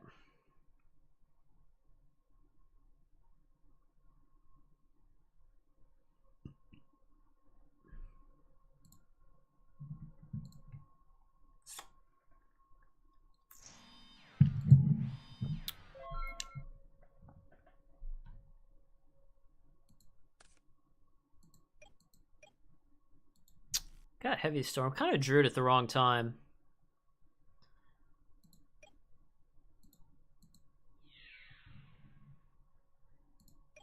Yeah, I mean, gotta kill my opponent somehow. He's not gonna kill himself.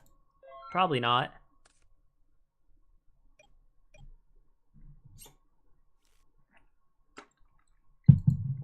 You know what they say, no such thing as wrong threats, only wrong answers.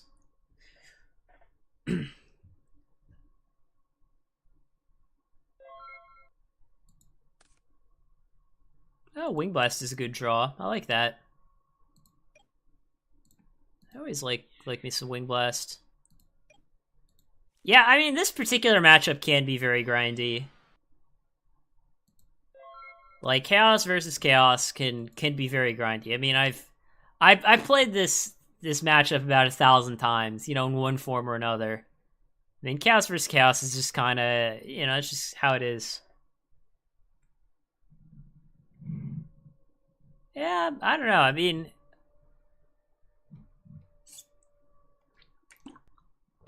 Go format's the only, like, past format people play. I'm trying to... I'd rather have, like, the best possible features for one format than make, like, a mediocre simulator for 10 formats. You know what I'm saying? I don't want to be, like, a jack of all trades but a master of none.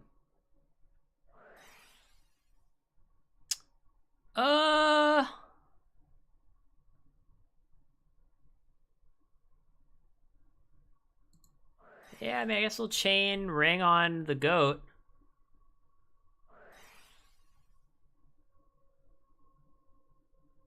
That's annoying. I might actually lose this game. This is a pretty good Heavy Storm.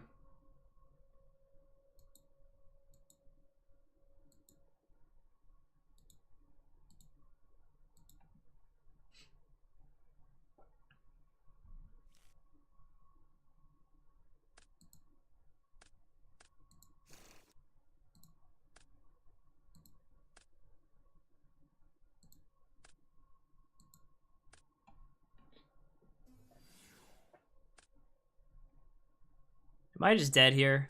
Probably am. Yeah, 46, I'm dead. Okay. Pretty sick, because if I had Karibo, he could have dust shooted the Karibo.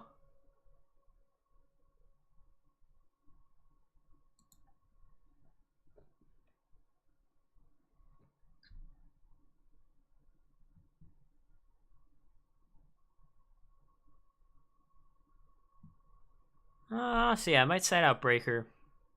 Kind of forgot that, like, Breaker is kind of bad against his deck. I mean, I'm not playing meta. No reason to have goats on the side.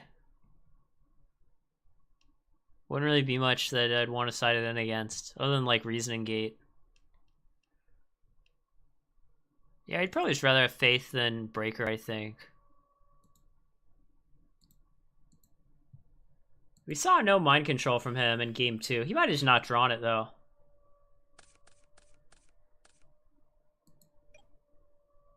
Oh, this is a good hand.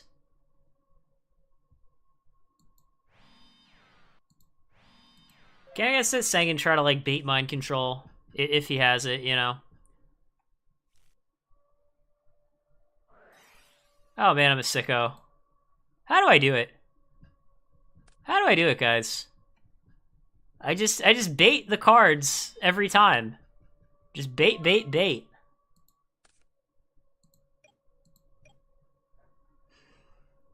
We can mind control ourselves. I actually think he might have Faith set. Problem is, if we mind control and it's a Mimic, then he gets to crash it into our Sangan, and that's kind of a problem.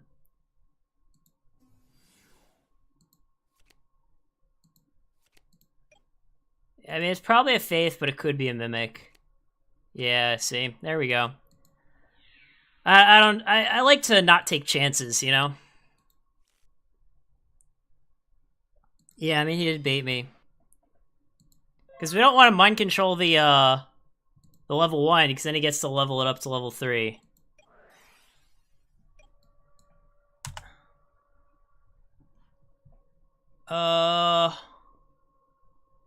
So, what do we send back? Can we even deal with a tomato? We can't really deal with a tomato that well, can we? Yeah, I'm probably just gonna send back the tomato.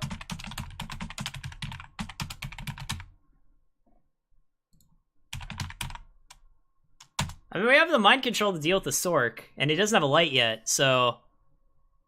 He was probably expecting us to send back Sork, but we are gonna send back the tomato. Wow, he's just passing. I find that a little bizarre. I mean, we're just gonna tag him for 21. I mean, no reason not to.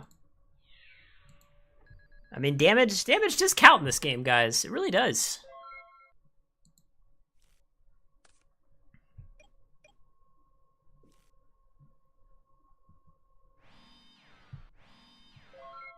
Okay, now he's setting 2. Yeah, it is strange. I mean... So, I mean, he probably has, like, Mirror Force set. Probably either Mirror Force Heavy or Mirror Force Goats.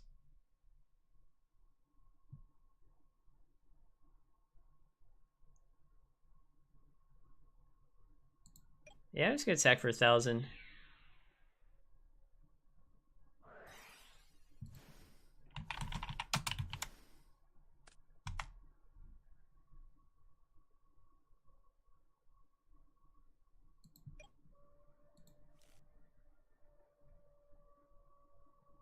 Oh, that's interesting, because he could have Heavy set.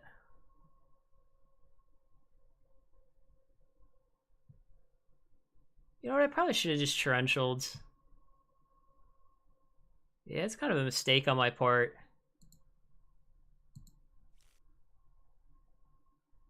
Yeah, I'm actually just gonna not discard Thunder Dragon, because I don't want to set something. I don't want to set a monster. Well, I could set a monster, bait the meta, and then Wing Blast instead of... Well, no, because if I set a monster and I also set a spell or trap, yeah, I'm just gonna say go. I'm gonna make the 1 in a million games play of not using my Thunder Dragon.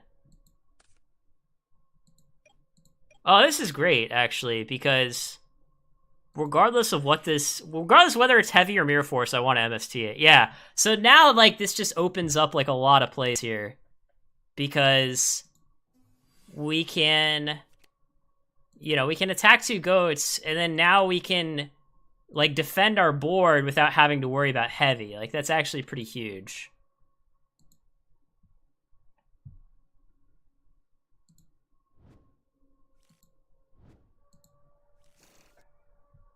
So yeah, this is like pretty significant.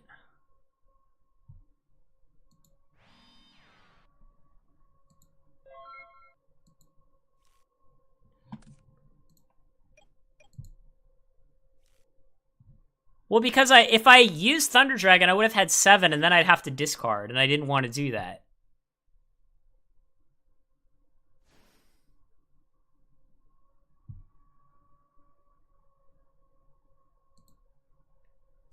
So yeah, I'm just going to let this go through here.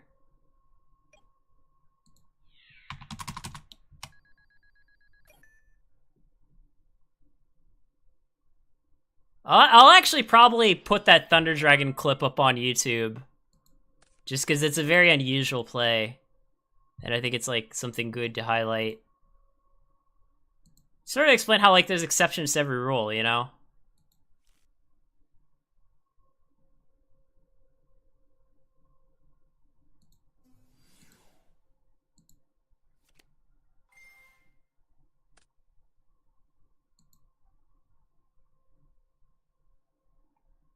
And yeah, we're definitely going to grab Sinister.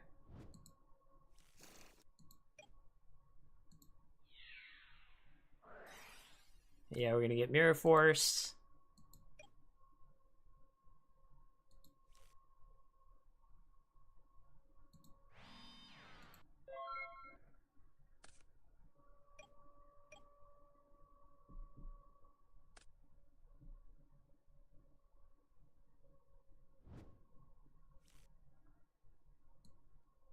So yeah, he's got Sork and T-Drag ×2 out of his 5.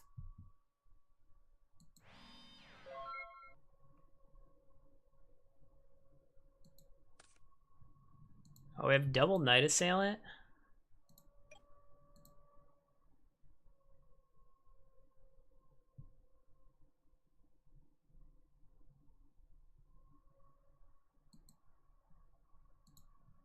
Yeah, he's got a Light and a Dark.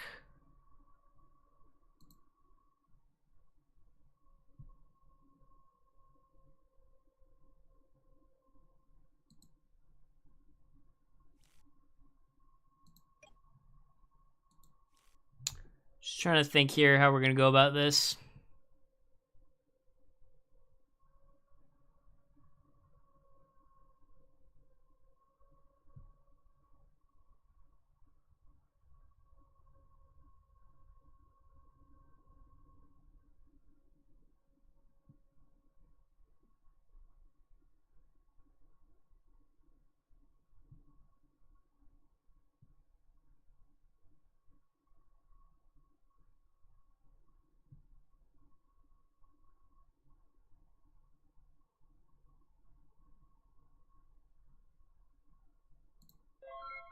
We're going to say go.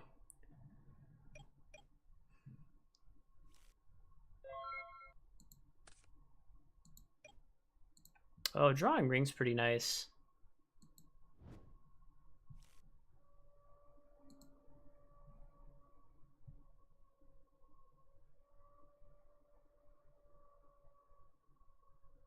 Yeah, I think we're just going to Wing Blast.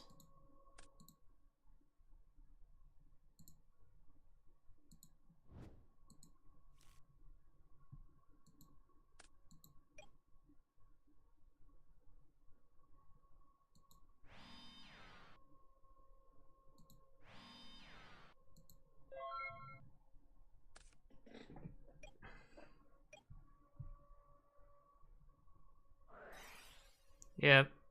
Yeah, I always baited Mind Control again. I'm so good at this game.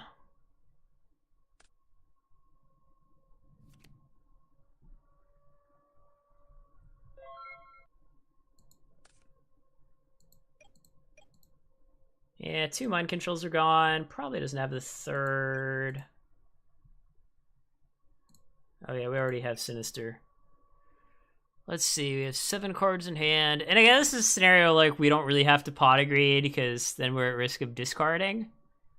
But at the same time, our opponent's already used heavy, so if we have to like set a bunch of spells or chops, we don't have to worry about getting heavied. So I think I will just pot agreed.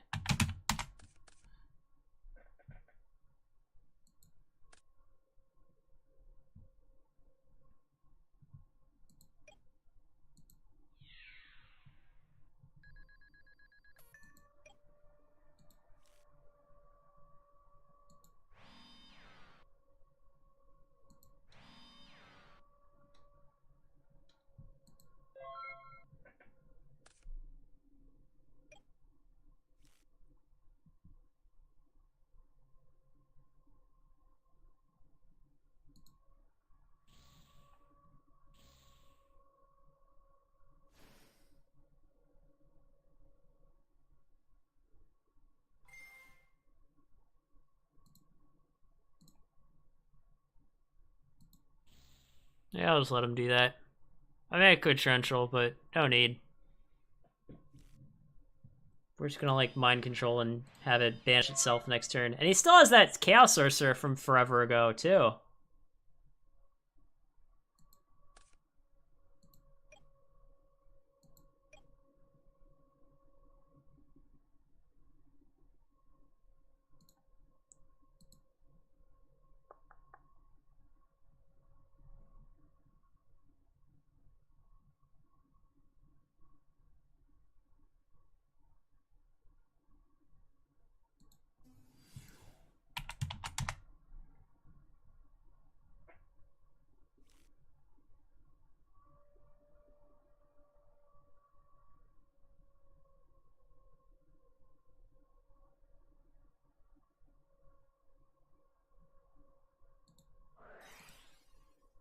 So yeah, this like Chaos Sorcerer is just never gonna get summoned.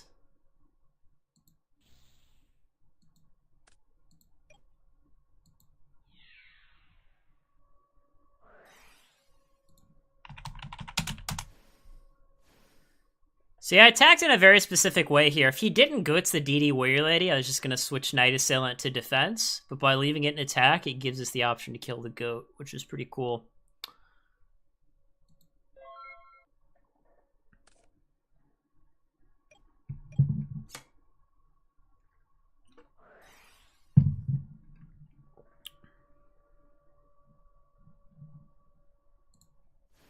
Yeah, I think I'm just gonna Wing Blast this guy again. Just because, like, again, we don't really want to put the Dark in his grave.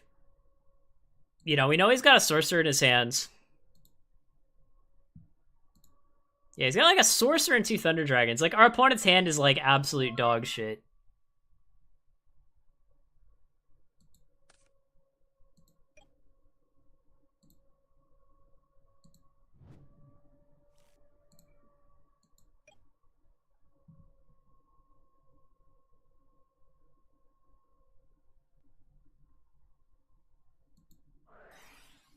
Yeah, we'll just cross out here. No real reason not to. I do not play Dark Mimic. Yeah, these 2 goats, these decks usually don't play 3. Yeah, just tack there, tack directly. Yeah, he's at 32, so he's pretty close to Ring just killing him. Do we want to set Night Assailant?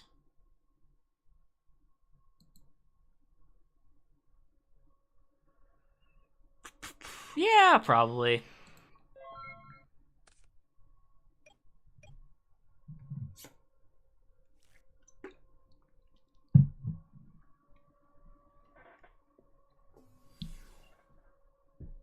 Oh, we got a Fiend and a Warrior. You know what? I'll let him do that.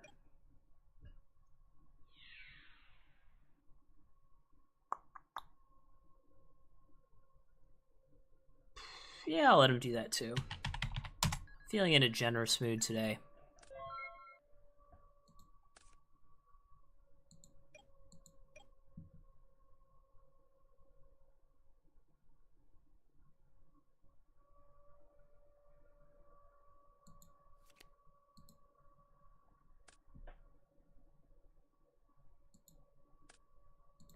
This is 2-turn clock, so let's how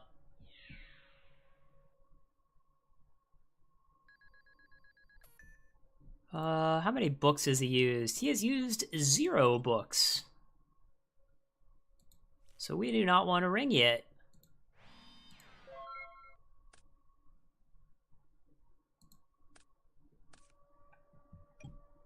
Yeah, I mean, there's a decent chance this card's a book, so... I mean, he might have just cited books out, because books aren't super great against us.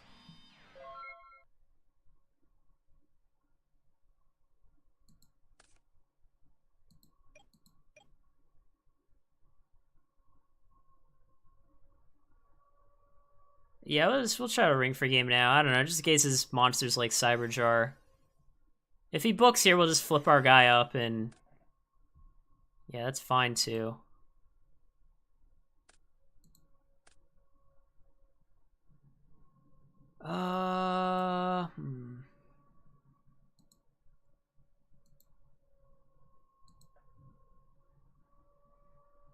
Yeah, so now we can discard this to add our Thunder Dragon back.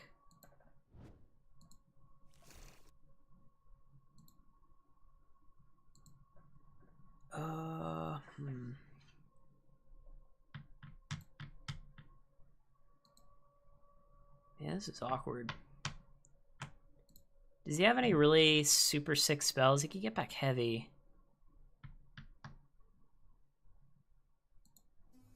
Yeah, I'm just gonna torrential here. Yeah, it was actually not what I was hoping it would be. I might just like randomly die to a Chaos Sorcerer. That would kind of suck. Well, we can still add back Sinister to defend. If he has like Sorcerer Cross out though, that'd be kind of bad.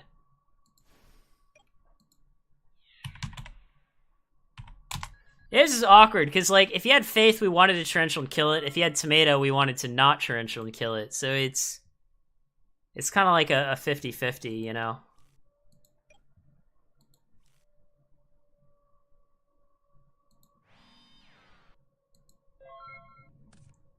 So yeah, we could potentially just lose here, because, like, all of our traps are gone. Yeah, like, literally, like, every way of defending ourselves is gone. Mind Control, that's a good card, though. We like that.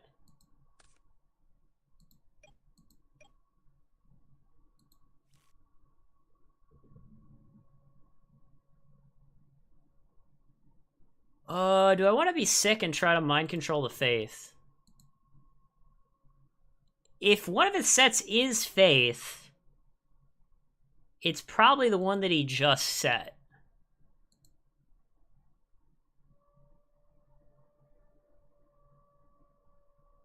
What can we even get back? We could get back Pot of Greed. It's actually a really interesting situation. Because we can cross out, see what we hit, and then decide if we want to Mind Control or not.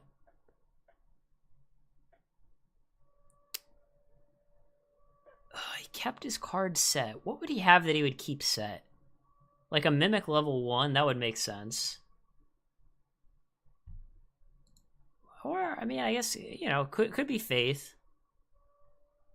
Could be like Tomato and he's trying to play around Mirror Force.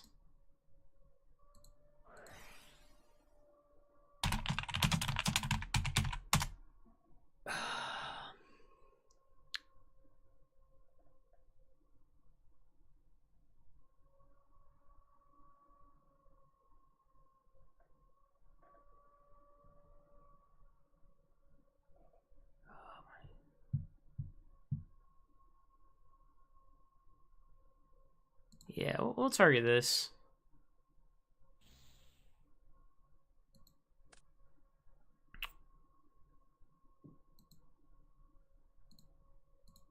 Then I think I am just gonna try to be sick. Yeah, this has to be Faith, right? This has to be Faith. Yeah, see? I knew... it's very difficult to do this kind of play, but luckily I am a sicko. I am a sicko, as it turns out. And now it's just Do we want to get back Mind Control or Pot of Greed? Yeah, probably just do the safe bet. Just clear the whole board.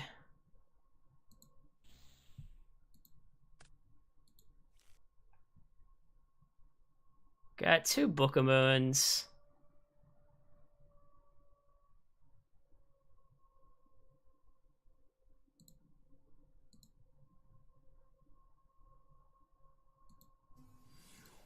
Yeah, I'm just gonna attack for 300.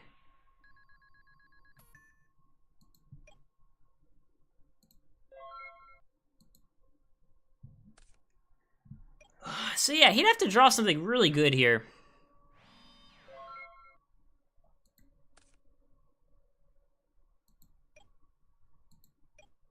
How many goats has he used? Oh, he's used 2 goats. That makes things pretty easy then.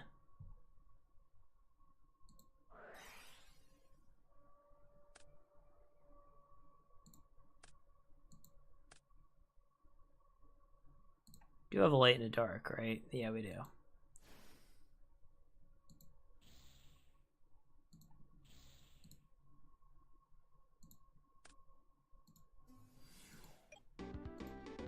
So yeah, that was a pretty tough game 3. I was like ahead for I was very ahead the first half. Then it like started to slip away. Yeah, it was pretty good. I mean, our opponent was like mad. He was like, "Oh man, how did it take you that long to kill me?" And I'm like, it's pretty hard to just be like, "Oh, I'm gonna cross out the face down that's not the faith. Know that the other one is a faith. Mind control it. Mind control the sorcerer." And then like try to set up a game shot afterwards. Like it's not as trivial as people think it is. I don't know. I think, from my experience, whether it's like in deck building or in like actual like in-game technical play, people don't like think enough, in my opinion. People just like do the obvious thing, and like a lot of times the obvious thing is not the right thing. Like, I have to think about, okay, here are all the things my opponent has. Here are all the things they could draw into. That's the thing some people don't think about. I always try to, like, plan for what's, like, what's the worst thing my opponent could draw? How can I play around that? That sort of thing. But yeah, we're 2-0 matches today. What time is it? 8:48. So yeah, I think we're going to play one more match. 3 matches is a pretty good number. One more match for this deck, and then after that, I'll show you guys some of the new features on my dueling sim.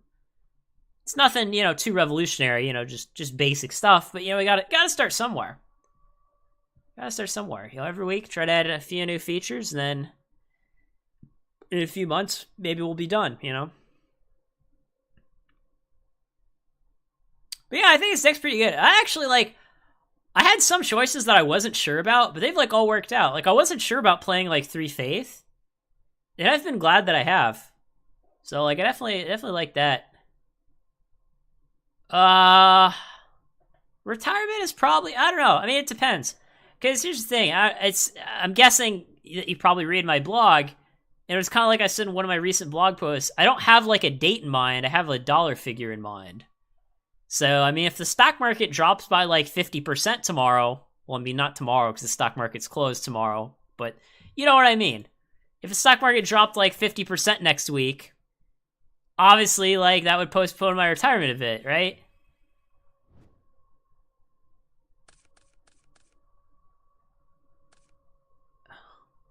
All right, so we're going first. Last 2 matches we went second. This time we're going first.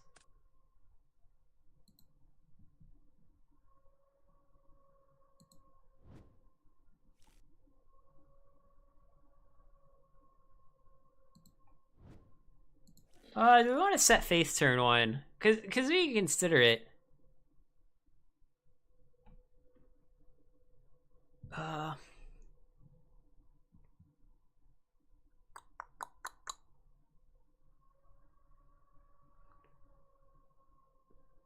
I guess probably not. We don't even know what we're up against yet. Yeah, we'll just Wing Blast. Set Wing Blast Sago. Seems fine.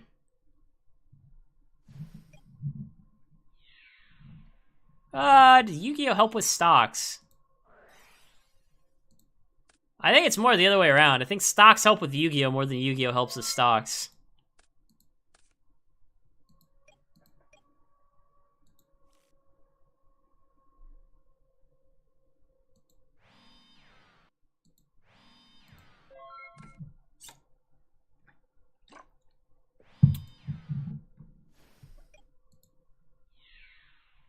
We're off to a good start so far. Like I said, we got the dark that searches the other dark. Country doesn't even have stocks. I'm sorry.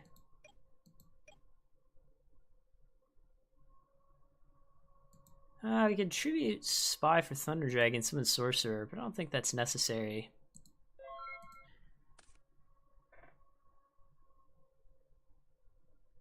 I mean, I know there's some brokers that'll take people from anywhere. Like, I'm pretty sure interactive brokers, you can be anywhere in the world and sign up with them.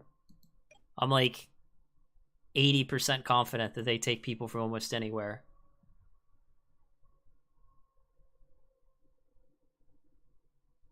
Oh, dude's Druid passed.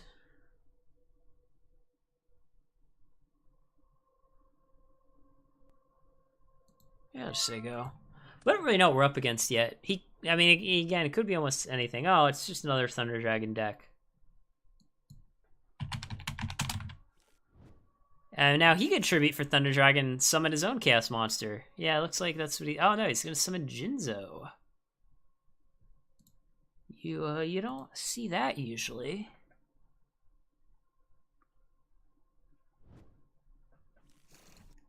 Maybe Sinister makes sense. He's got 2 Thunder Dragons and a Sinister. Oh, this guy's going all out.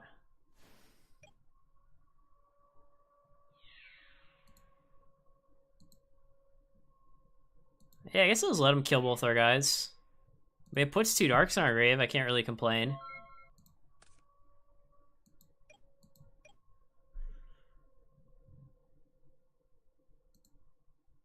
Yeah, 2 lights, 2 darks. 2 chaos monsters.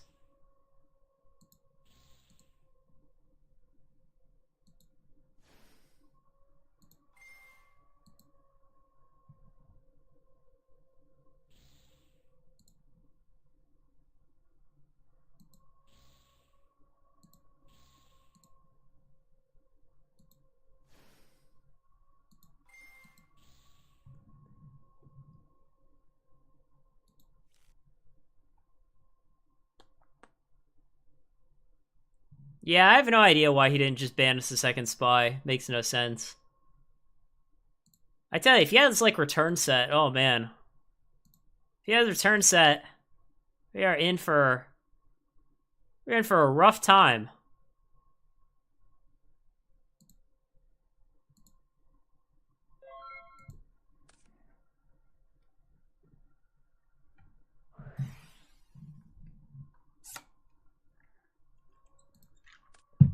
That is fine. Oh, he discarded Thunder Dragon and not Sinister.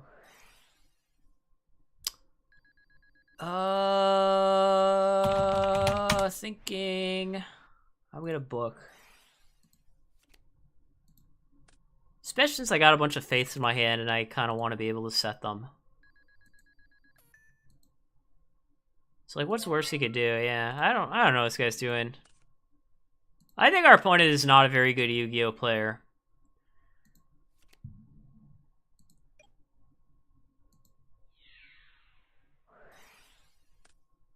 Okay, now he's gonna discard Sinister. Okay, that works. That works.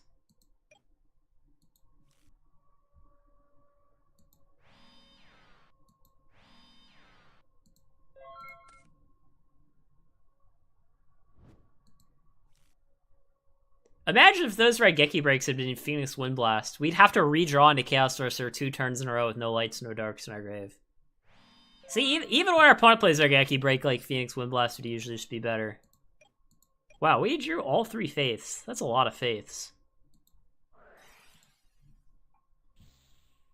Oh, we got a Sinister. Man, that's pretty good. Yeah, just gotta get back book.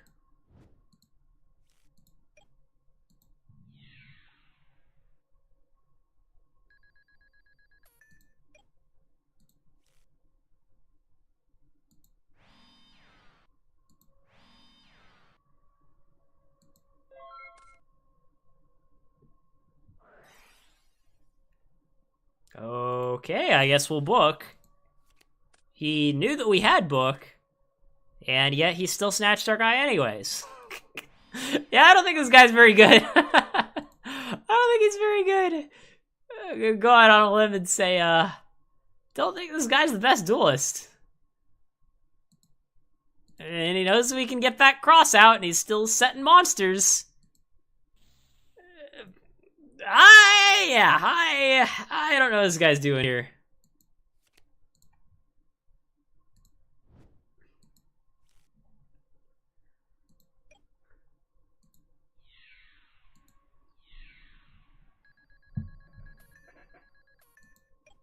Alright, we're just gonna set this for third faith. We're gonna have an army of Magician of Faiths. We're gonna have a whole army.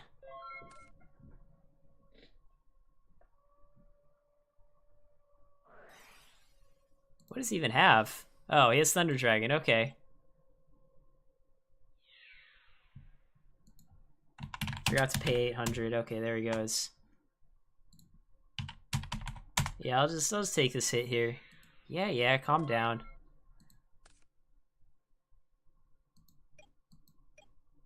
Yeah, not everyone can be a master indeed. So let's see, 14, 44. Yeah, this is lethal here. I don't have to run the numbers to know that this is enough damage.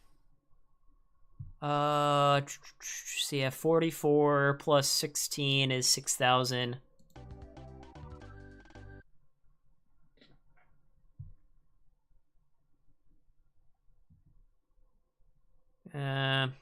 I just click done siding. What is even on? Probably just the standard Thunder Dragon Chaos deck with Jinzo. I also had Premature Burial. Well, we did see a Chaos Monster.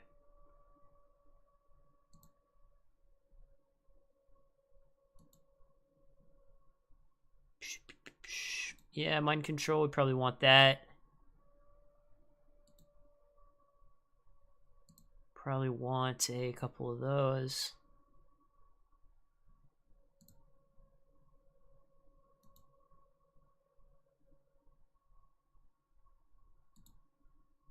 Yeah, probably want return. I don't know. Let's try this.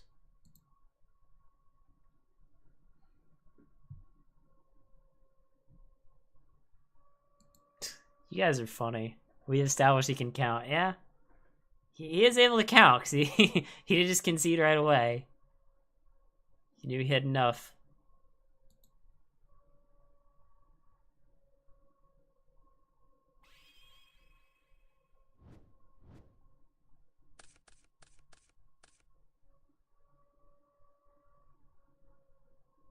Oh, this is pretty good going second hands.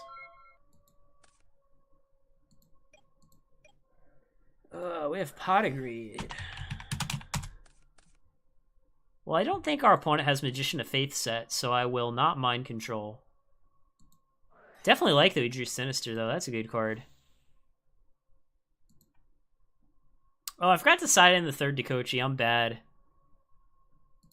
I just get punished for it, too. Like, I have the return, and I just only have 2 Dekochis instead of 3. I just got lazy, because he clicked done siding so fast.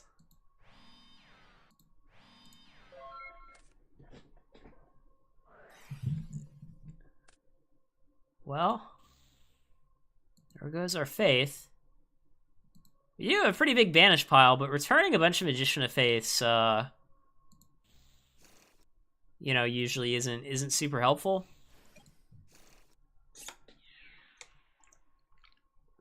Yeah, we definitely want a Wing Blast. Another scenario again where Wing Blast better than my Geki Break. I just, you know, call them like I see them, guys. Oh, that's pretty sick. Having Dust Shoot here is so good. Because now I get to set Night Assailant and know that we'll be able to Dust Shoot back to Sangan.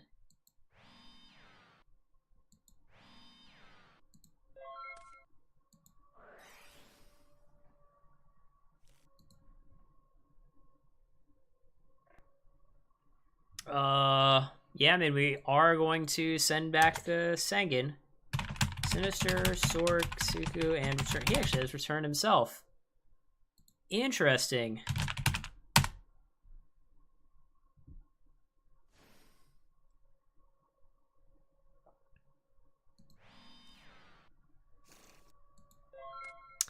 Well, that monster is probably Sinister.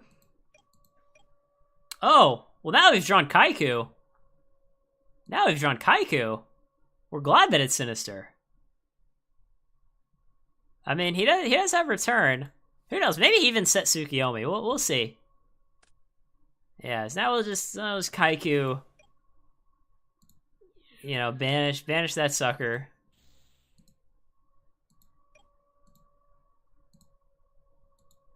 Yeah, maybe we'll just go ahead and set our return. No reason not to, really. I mean, I guess against Tsukiyomi and kill our guy. I don't know. It's probably still worth it. I mean, we got rid of Sinister for good. So I don't know. Feels worth. Feels worth.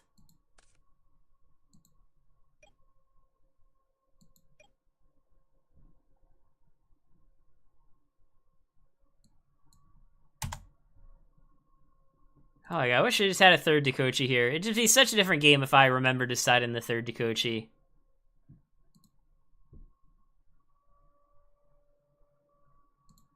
Oh, this is annoying.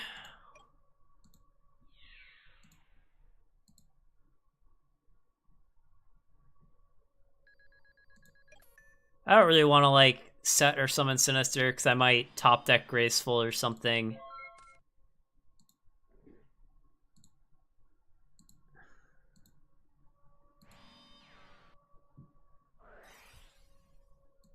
Oh, that's pretty cool.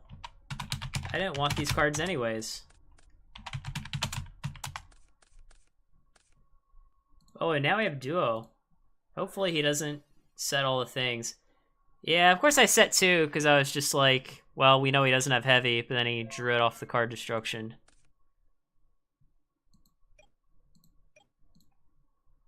Oh, so we just know this monster's Tsukiyomi, because he just went set Tsukiyomi, activate card Destruction.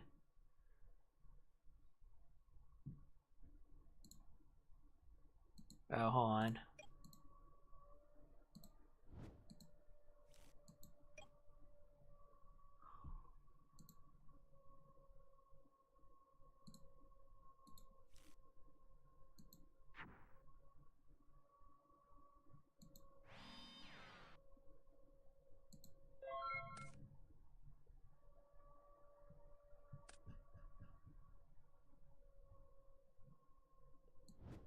Okay, so he has T-Drag times 2, a card that we don't know, and set Tsukiyomi.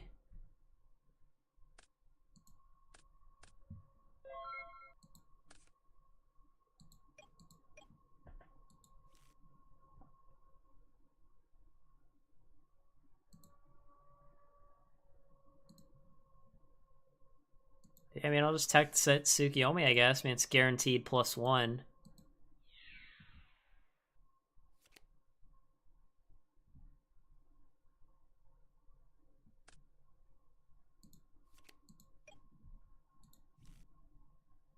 Should I duo now or duo later?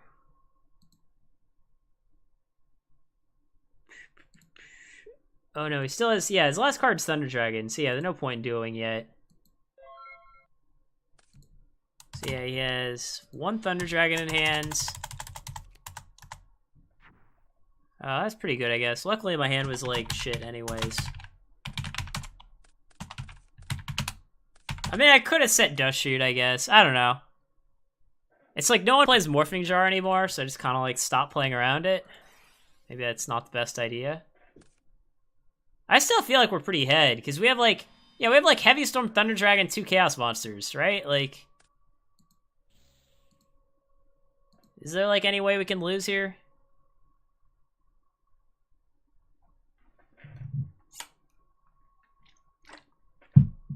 Our opponent hasn't attacked yet. We're at 8,000 though.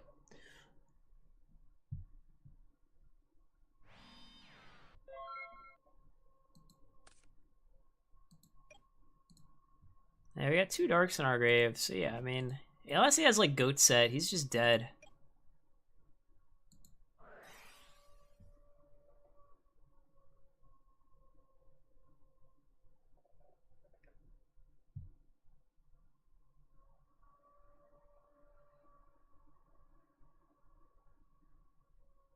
Yeah, I mean, it was fine. Like, our hand was all shit anyways, so it's like, whatever, you know what I mean? Like, the Morphing Jar, like, obviously, like, on paper, it was like, oh, you know, he discarded 3 of our cards, and he only had to discard a Thunder Dragon, but our 3 cards were shit, so, like, you know, we don't really care.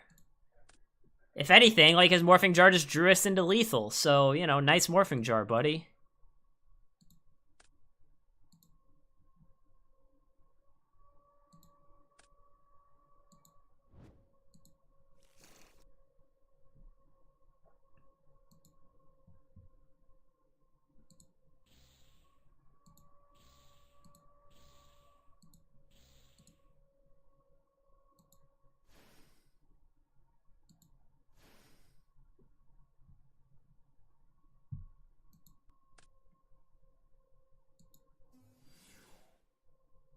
So, yeah, I mean, that's, you know, that's definitely enough. You know, just in case, I'm just gonna Mind Control this Morphing Jar. Because, you know, if we attack it in the Morphing Jar, it might draw him into, like, 3 Karibos, and then he could live. Yeah, so that was kind of a quick one. Our opponent wasn't particularly good this match. But I mean, it's still pretty decent matches, right? We played against, like a Warrior aggro deck once, and we played against 2 Chaos decks, right? That's, like, fairly representative of the meta. And then we played against one person who didn't know what he was doing, which is also pretty representative of the meta. So yeah, anyways, let me fire up the old simulator. You guys see what I have here.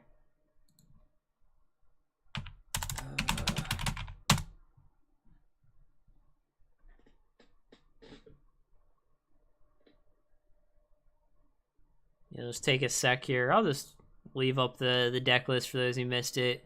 That's the deck I was playing.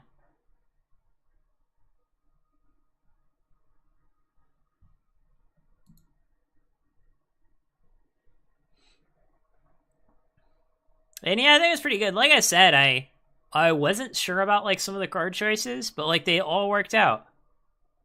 Like every single main deck choice was actually like perfect. You know, I liked the 3 Faiths, the 2 Dakochis. Yeah, I liked the 3 Wing Blasts, obviously. I liked the 2 Dust Shoots. I liked the 1 DD Warrior Lady. I liked the 1 Tsukiyomi.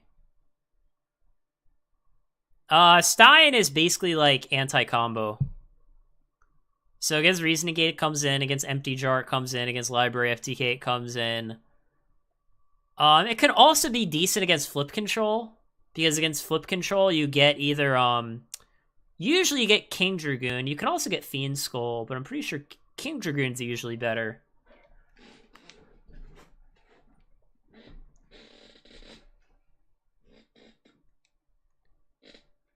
Because like against Reason Negate, just in case it's not clear, because it didn't occur to me, you probably don't know what it gets. Against Reason Negate, you get like Lost Warrior from another planet, and they just can't really beat that. I mean, they can, but like they don't have a lot of outs. And then against Library FTK, and Empty Jar, you usually get Dark Bolter. You just negate 2 spells. Because against those decks, like, your life doesn't matter, right? So, like, paying 5,000 doesn't really mean anything.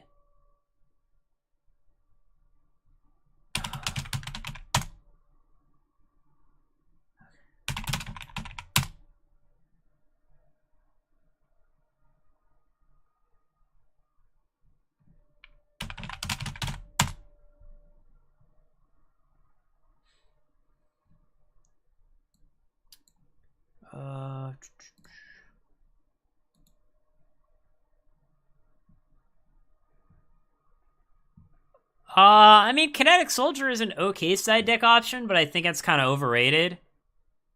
Like, I feel like everyone is, like, siding, like, 2 or 3, and I don't really think it's that simple. You know what I mean?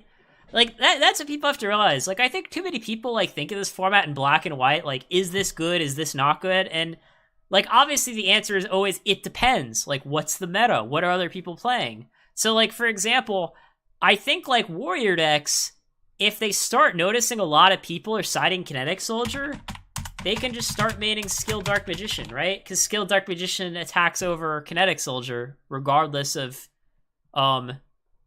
its ruling. And Zazzle, to answer your question, there is no new gear feed ruling. Again, goatformat.com is just deciding that a card does something different than what it actually does. So don't get me started on that. I don't know if you're just trying to trigger me. No pun intended.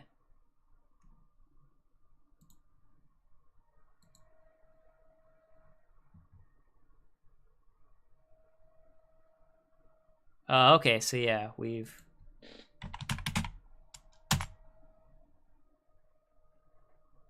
let me see if you guys are able to see this in OBS. No, this is a little off here.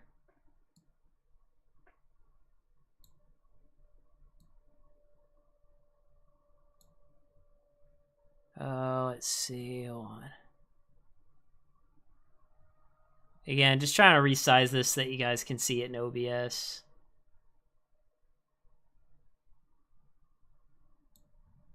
All right, here we go.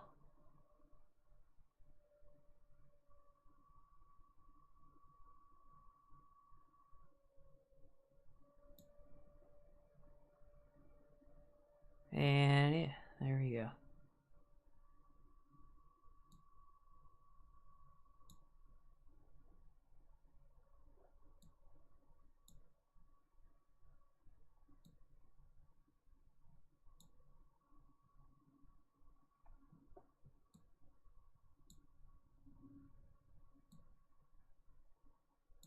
Okay.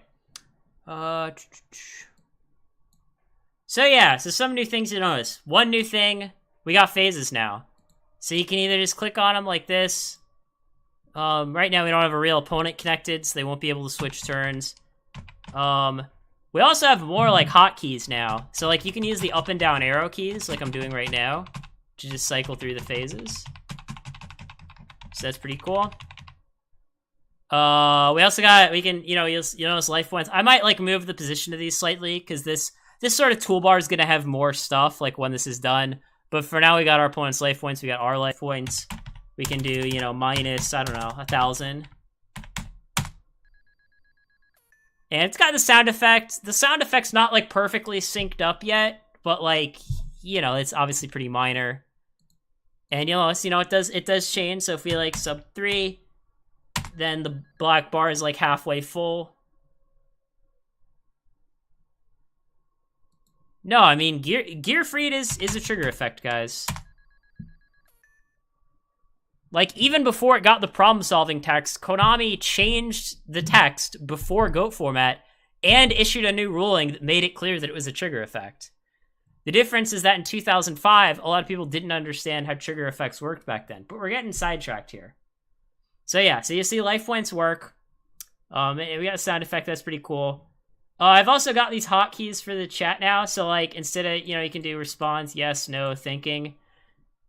And there's a shortcut for that, so you can just, notice I'm not in the chat right now, but we can do, R for response, Y for yes, N for no, and T for thinking.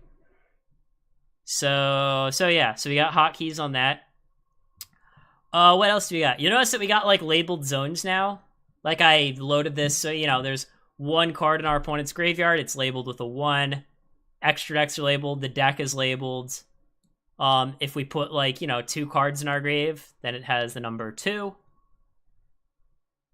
So yeah, so that's pretty cool.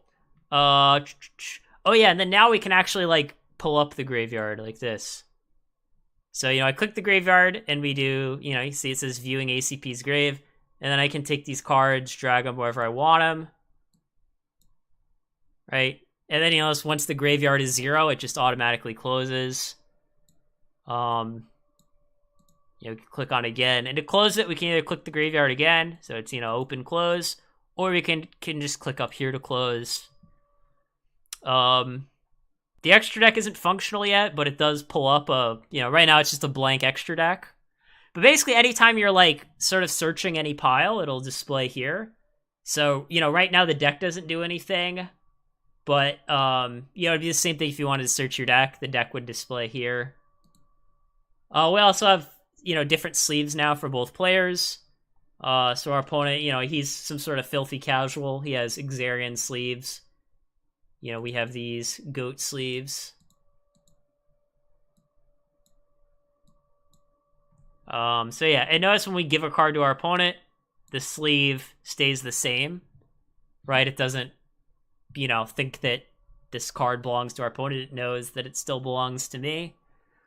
So I think that's mainly it, right? Yeah, I mean, it might not seem like a lot, but, it takes a while to code. Like, coding a simulator, it's not, like, super difficult, but it is tedious. Like, there are a lot of, individual things that you have to program. Just be like, oh yeah, if it, if the zone is a graveyard zone, count how many cards are in it, that sort of thing. Yeah. So yeah, that's it. I mean, next time the extra deck should work. There should actually be, like, the full extra deck here. And yeah, like, I guess since it's GOAT format, like, it'll just come preloaded with, like, every fusion. You don't have to, like, add them yourself in the deck constructor, because, everyone can play 3 of each fusion. That's how the format's supposed to work. So yeah, next time I show you guys, you'll actually be able to see the fusions here. I just hadn't gotten around to doing that yet. So yeah, that's about it. Yeah, we've been streaming for about, I don't know, 2 hours, 2.5 hours. So yeah, I mean, I'll say the same thing that I said last time, which is, if you guys, so Steven, yes, it is purely a GOAT sim, and if you all want to support the development of the simulator, make sure you either subscribe to me on Twitch. If you got Amazon Prime, you can sub to me for free on Twitch every month, right? That sends me $2.50, and then I can put that towards the server. Or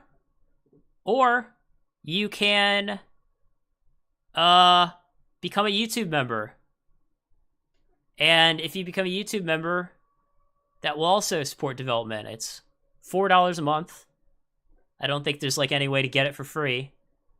Or if you're a real degenerate and you're like, but Alan, if I did both, that would only allow me to send you, like, a few dollars every month. If you're a true degenerate, you can check me out on Buy Me a Coffee. It's kind of like Patreon, except it's sort of used more by software developers. Then you can, like, buy me, like, 10 coffees, which, will also support the development. I was actually, looking into the cost a little, and what I didn't realize is, like, how much per month it is for, like, a decent cloud database. Which is, like, kind of something that we need, because, there's going to be a lot of things that need to be stored in a database, right? Login info, that needs to be stored in a database. Deck lists, that, when you make a deck, that needs to be stored in a database. And also the game state, that needs to be stored in a database. And the reason why is because that is sort of your insurance policy against disconnections, right? So on the sim, if you disconnect, come back a few minutes later, it will take the game state from the database. The server will load it from the database, and it'll send it back to you. Hey, here is your game again. So a lot of things need to be put in a database. And, yeah, decent cloud database is, yeah, it's going to be, like, minimum, like, $50 a month. Like, minimum.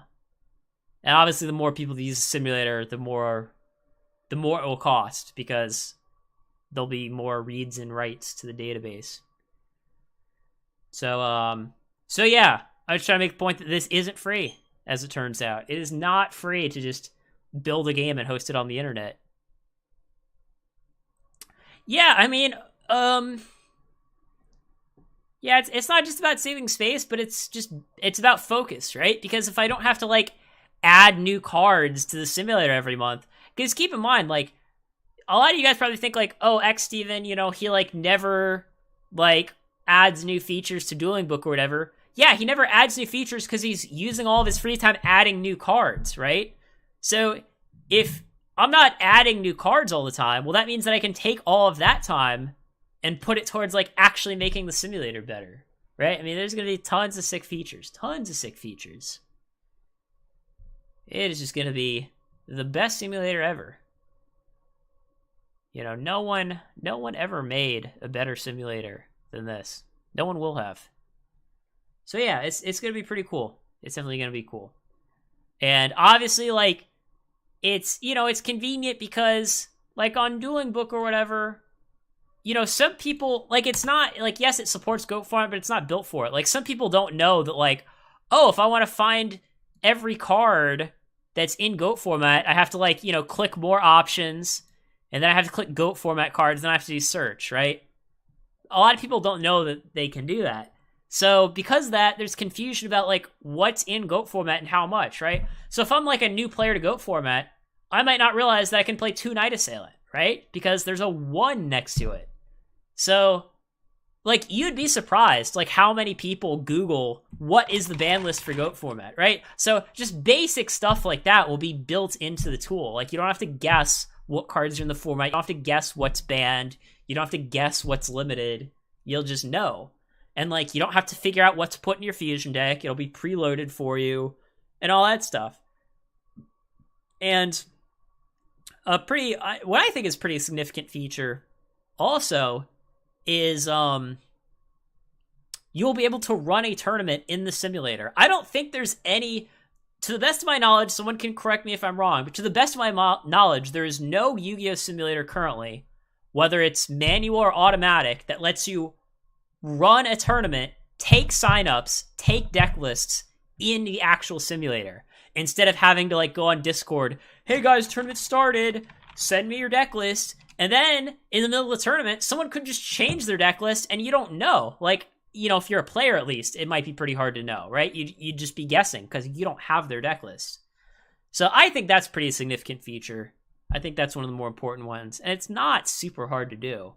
I mean, it's not trivial, but it's not rocket science either. And ETA, I mean, it depends. I mean, keep in mind, I do work 40 hours a week, so, and I do other things with my free time besides just this.